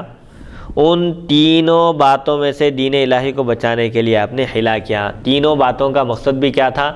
دین الہی، اللہ تعالیٰ کا دین جو آپ لے کر آئے تھے، اس دین کی دعوت دینے کے لیے، ایک جگہ حضرت سارہ رضی اللہ عنہا کو بچانے کے لیے، اور دو جگہ آپ نے دین کی حفاظت کے لیے خالص آپ نے یہ خلاف واقعہ بات کہی تھی، حقیقت میں جھوٹ نہیں تھی۔ حضرت ابراہیم فرمائیں گے البتہ تم موسیٰ علیہ السلام کے پاس جاؤ، تم وہ موسیٰ علیہ السلام کے پاس آئیں گے تو موسیٰ علیہ السلام کہیں گے کہ میں نے ایک شخص کو قتل کر دیا۔ یعنی یہ بھی ایک واقعہ ہے کہ حضرت موسیٰ علیہ السلام ایک شہر میں داخل ہوئے، رات کا وقت تھا، دو شخص لڑ رہے تھے، ایک فرعون کا تھا، ایک بنی اسرائیل کا تھا، دونوں آپس میں مدبھیڑ تھے، لڑ رہے تھے۔ تو جو موسیٰ علیہ السلام کی قوم کا تھا اس نے آپ کو مدد کے لیے پکارا، آپ سے مدد طلب کی۔ اور کہا کہ یہ قبطی، یہ فرعون کا شخص مجھ پر ظلم کر رہا ہے۔ تو حضرت موسیٰ علیہ السلام نے ظالم کو ظلم سے روکنے کے لیے، اس کو ادب سکھانے کے لیے آپ نے صرف ایک تمانچہ رسید کیا۔ تمانچہ رسید کرنا تھا کہ وہ شخص ڈھیر ہو گیا اور وہیں ختم ہو گیا، آن دا اسپاٹ اس کی موت ہو گئی۔ ایک تمانچہ بھی وہ برداشت نہیں کر سکا۔ تو موسیٰ علیہ السلام سے جب یہ فعل سرزد ہوا، عمدن نہیں ہوا، یہ ارادتاً نہیں ہوا، بلکہ سہون ہو گیا ہے، اور آپ کی نیت اس کو قتل کرنے کی نہیں تھی بلکہ ادب سکھانا تھا، ظالم کو ظلم کا مزہ چکھانا تھا، تو آپ نے صرف ایک تمانچہ رسید کیا، اتنے میں اس کا کام تمام ہو گیا اور وہ وہیں مر گیا۔ حضرت موسیٰ علیہ السلام کی اللہ تعالیٰ نے یہ لغزش بھی معاف کر دی، جس کا ذکر اس آیت کے فوری بعد ہے۔ موسیٰ علیہ السلام نے اللہ تعالیٰ سے عرض کیا کہ یہ مجھ سے قصور ہو گیا ہے، لہٰذا تو میری مغفرت فرما دے، بخش دے۔ تو اللہ تعالیٰ نے آپ کی مغفرت فرما دی، آپ کو بخش دیا۔ تو موسیٰ علیہ السلام اس واقعے کو یاد کریں گے کہ مجھ سے ایک شخص کا قتل ہو گیا تھا، اب پھر میں اللہ کی بارگاہ میں کیسے سفارش کروں تمہاری، کیسے جاؤں میں اللہ کے پاس، لہٰذا میں بھی نہیں جاؤں گا، تم البتہ عیسیٰ علیہ السلام کے پاس جاؤ۔ تو وہ عیسیٰ علیہ السلام کے پاس آئیں گے تو عیسیٰ علیہ السلام فرمائیں گے کہ اللہ کو چھوڑ کر میری بھی عبادت کی گئی، میری قوم جن کو میں نے صرف توحید کا درس دیا تھا اور یہ کہا تھا کہ تم معبودان باطل کی عبادت نہ کرنا، اللہ کو چھوڑ کر غیر اللہ کی عبادت نہیں کرنا، صرف اللہ کی عبادت کرو۔ تو عیسیٰ علیہ السلام کے آسمان پر اٹھا لیے جانے کے بعد آپ کی قوم بھی بت پرستی میں مبتلا ہو گئی، بت پرستی میں، بلکہ حضرت عیسیٰ علیہ السلام کی عبادت کرنے لگے اور عیسیٰ علیہ السلام کو نعوذ باللہ من ذالک اللہ کہنے لگے، پہلے تو اللہ کا بیٹا بولے، پھر آگے بڑھا دے کر معبود ہی کہنے لگے۔ تو میری بھی عبادت کی گئی اور قیامت کے دن اللہ تعالیٰ مجھ سے پوچھے گا، حالانکہ میں نے قوم کو ایسا حکم نہیں دیا تھا، میں اس سے بری ہوں، جب تک میں قوم کے درمیان تھا میں ان کی نگرانی کر رہا تھا، ایسی کوئی بات میں نے ان میں آنے نہیں دی۔ تو حضرت عیسیٰ علیہ السلام بھی کہیں گے کہ میری بھی عبادت کی گئی اللہ کے علاوہ، اس لیے میں بھی اس کی بارگاہ میں اب کیسے تمہاری سفارش کروں، البتہ تم محمد صلی اللہ علیہ وسلم کے پاس جاؤ۔ راوی کہتے ہیں حضور اکرم صلی اللہ علیہ وسلم فرماتے ہیں کہ فیاتونی، پس وہ میرے پاس آئیں گے۔ تو حضور یہاں پر کسی اور کے پاس نہیں بھیجیں گے، بلکہ آپ فرمائیں گے کہ فانطلق معہم، پس میں ان کے ساتھ چلوں گا۔ ابن جدعان نے کہا قال انس، انس رضی اللہ عنہ نے کہا فکانی، گویا کہ میں رسول اللہ صلی اللہ علیہ وسلم کو دیکھ رہا ہوں۔ آپ صلی اللہ علیہ وسلم نے فرمایا کہ فآخذ بحلقۃ باب الجنتی، میں جنت کے دروازے کے حلقے کو لوں گا، یعنی جنت کے دروازے کی زنجیر کھٹکھٹاؤں گا۔ حضور اکرم صلی اللہ علیہ وسلم امت کو لے کر جنت کے دروازے پر پہنچیں گے اور وہاں پر دروازے پر دستک دیں گے، کنڈی ہلائیں گے دروازے کی، جنت کی۔ تو پوچھا جائے گا کون ہے دستک دینے والے؟ تو حضور اکرم صلی اللہ علیہ وسلم فرمائیں گے فیقال محمد، تو جواب دیا جائے گا کہ دروازے پر دستک دینے والے سیدنا محمد صلی اللہ علیہ وسلم ہے۔ فیفتحون لی، پس وہ میرے لیے دروازہ کھول دیں گے۔ کون؟ داروغہ جنت کے دروازوں پر جو فرشتے مقرر ہیں وہ لوگ خاص حضور کے لیے، لی فرماتے ہیں حضور، میری خاطر وہ لوگ دروازہ کھول دیں گے اور مجھے دیکھ کر مرحبا کہیں گے، یعنی ویلکم کریں گے میرا، اور فرمائیں گے، کہیں گے مرحبا۔ تو اس وقت حضور اکرم صلی اللہ علیہ وسلم فرماتے ہیں میں سجدے میں گر جاؤں گا، سجدہ ریز ہو جاؤں گا، تو اللہ تعالیٰ مجھ پر اپنی حمد و ثنا کا کچھ حصہ الہام فرمائے گا، اللہ تعالیٰ میرے دل میں ڈال دے گا حمد و ثنا کے کلمات، محاسن، محامد، خوبیاں وغیرہ، تو میں اللہ تعالیٰ کی خوب تعریف کروں گا۔ تو مجھ سے اللہ تعالیٰ فرمائے گا، مجھ سے کہا جائے گا اے محمد صلی اللہ علیہ وسلم، آپ اپنا سر مبارک اٹھائیے اور مانگیے، آپ کو عطا کیا جائے گا، اور سفارش کیجیے، آپ کی سفارش قبول کی جائے گی، اور آپ کہیے، آپ کی بات سنی جائے گی۔ اور وہی مقام محمود ہے جس کے بارے میں اللہ تعالیٰ نے ارشاد فرمایا، یقین ہے کہ آپ کا رب آپ کو مقام محمود پر فائز کرے گا۔ سفیان نے کہا کہ یہ حضرت انس رضی اللہ عنہ سے صرف یہی کلمہ ہے کہ فآخذ بحلقۃ باب الجنۃ فاقعفها، پس میں جنت کے دروازے کی کنڈی لوں گا اور اس کو ہلاؤں گا۔ یہ حدیث حسن ہے، بعض نے اسے بواس ابو نضرہ حضرت ابن عباس رضی اللہ عنہما سے روایت کیا ہے۔ بہرحال اس میں حضور اکرم صلی اللہ علیہ وسلم کی شان سیادت اور شان شفاعت نمایاں ہو رہی ہے اس حدیث شریف سے کہ جہاں میدان محشر میں سب انبیاء نفسی نفسی کہیں گے، وہاں پر حضور اکرم صلی اللہ علیہ وسلم امتی امتی فرمائیں گے، اور اللہ تعالیٰ کی بارگاہ میں سجدہ ریز ہو کر اس امت کی خاطر آپ اللہ تعالیٰ کی بارگاہ میں سجدہ ریز ہوں گے اور شفاعت کریں گے۔ اور جب آپ اللہ تعالیٰ کی حمد و ثنا بیان کریں گے اس مقام پر کھڑے ہو کر، تو اسی کا نام ہے مقام محمود۔ شفاعت کبریٰ، حضور اکرم صلی اللہ علیہ وسلم کی برکت سے، آپ کی شفاعت سے امت جنت میں داخل ہوگی۔ حدیث نمبر 3285، سورہ بنی اسرائیل کی تفسیر ختم ہوئی، سورہ کہف کی تفسیر حدیث نمبر 3285 سے شروع ہو رہی ہے۔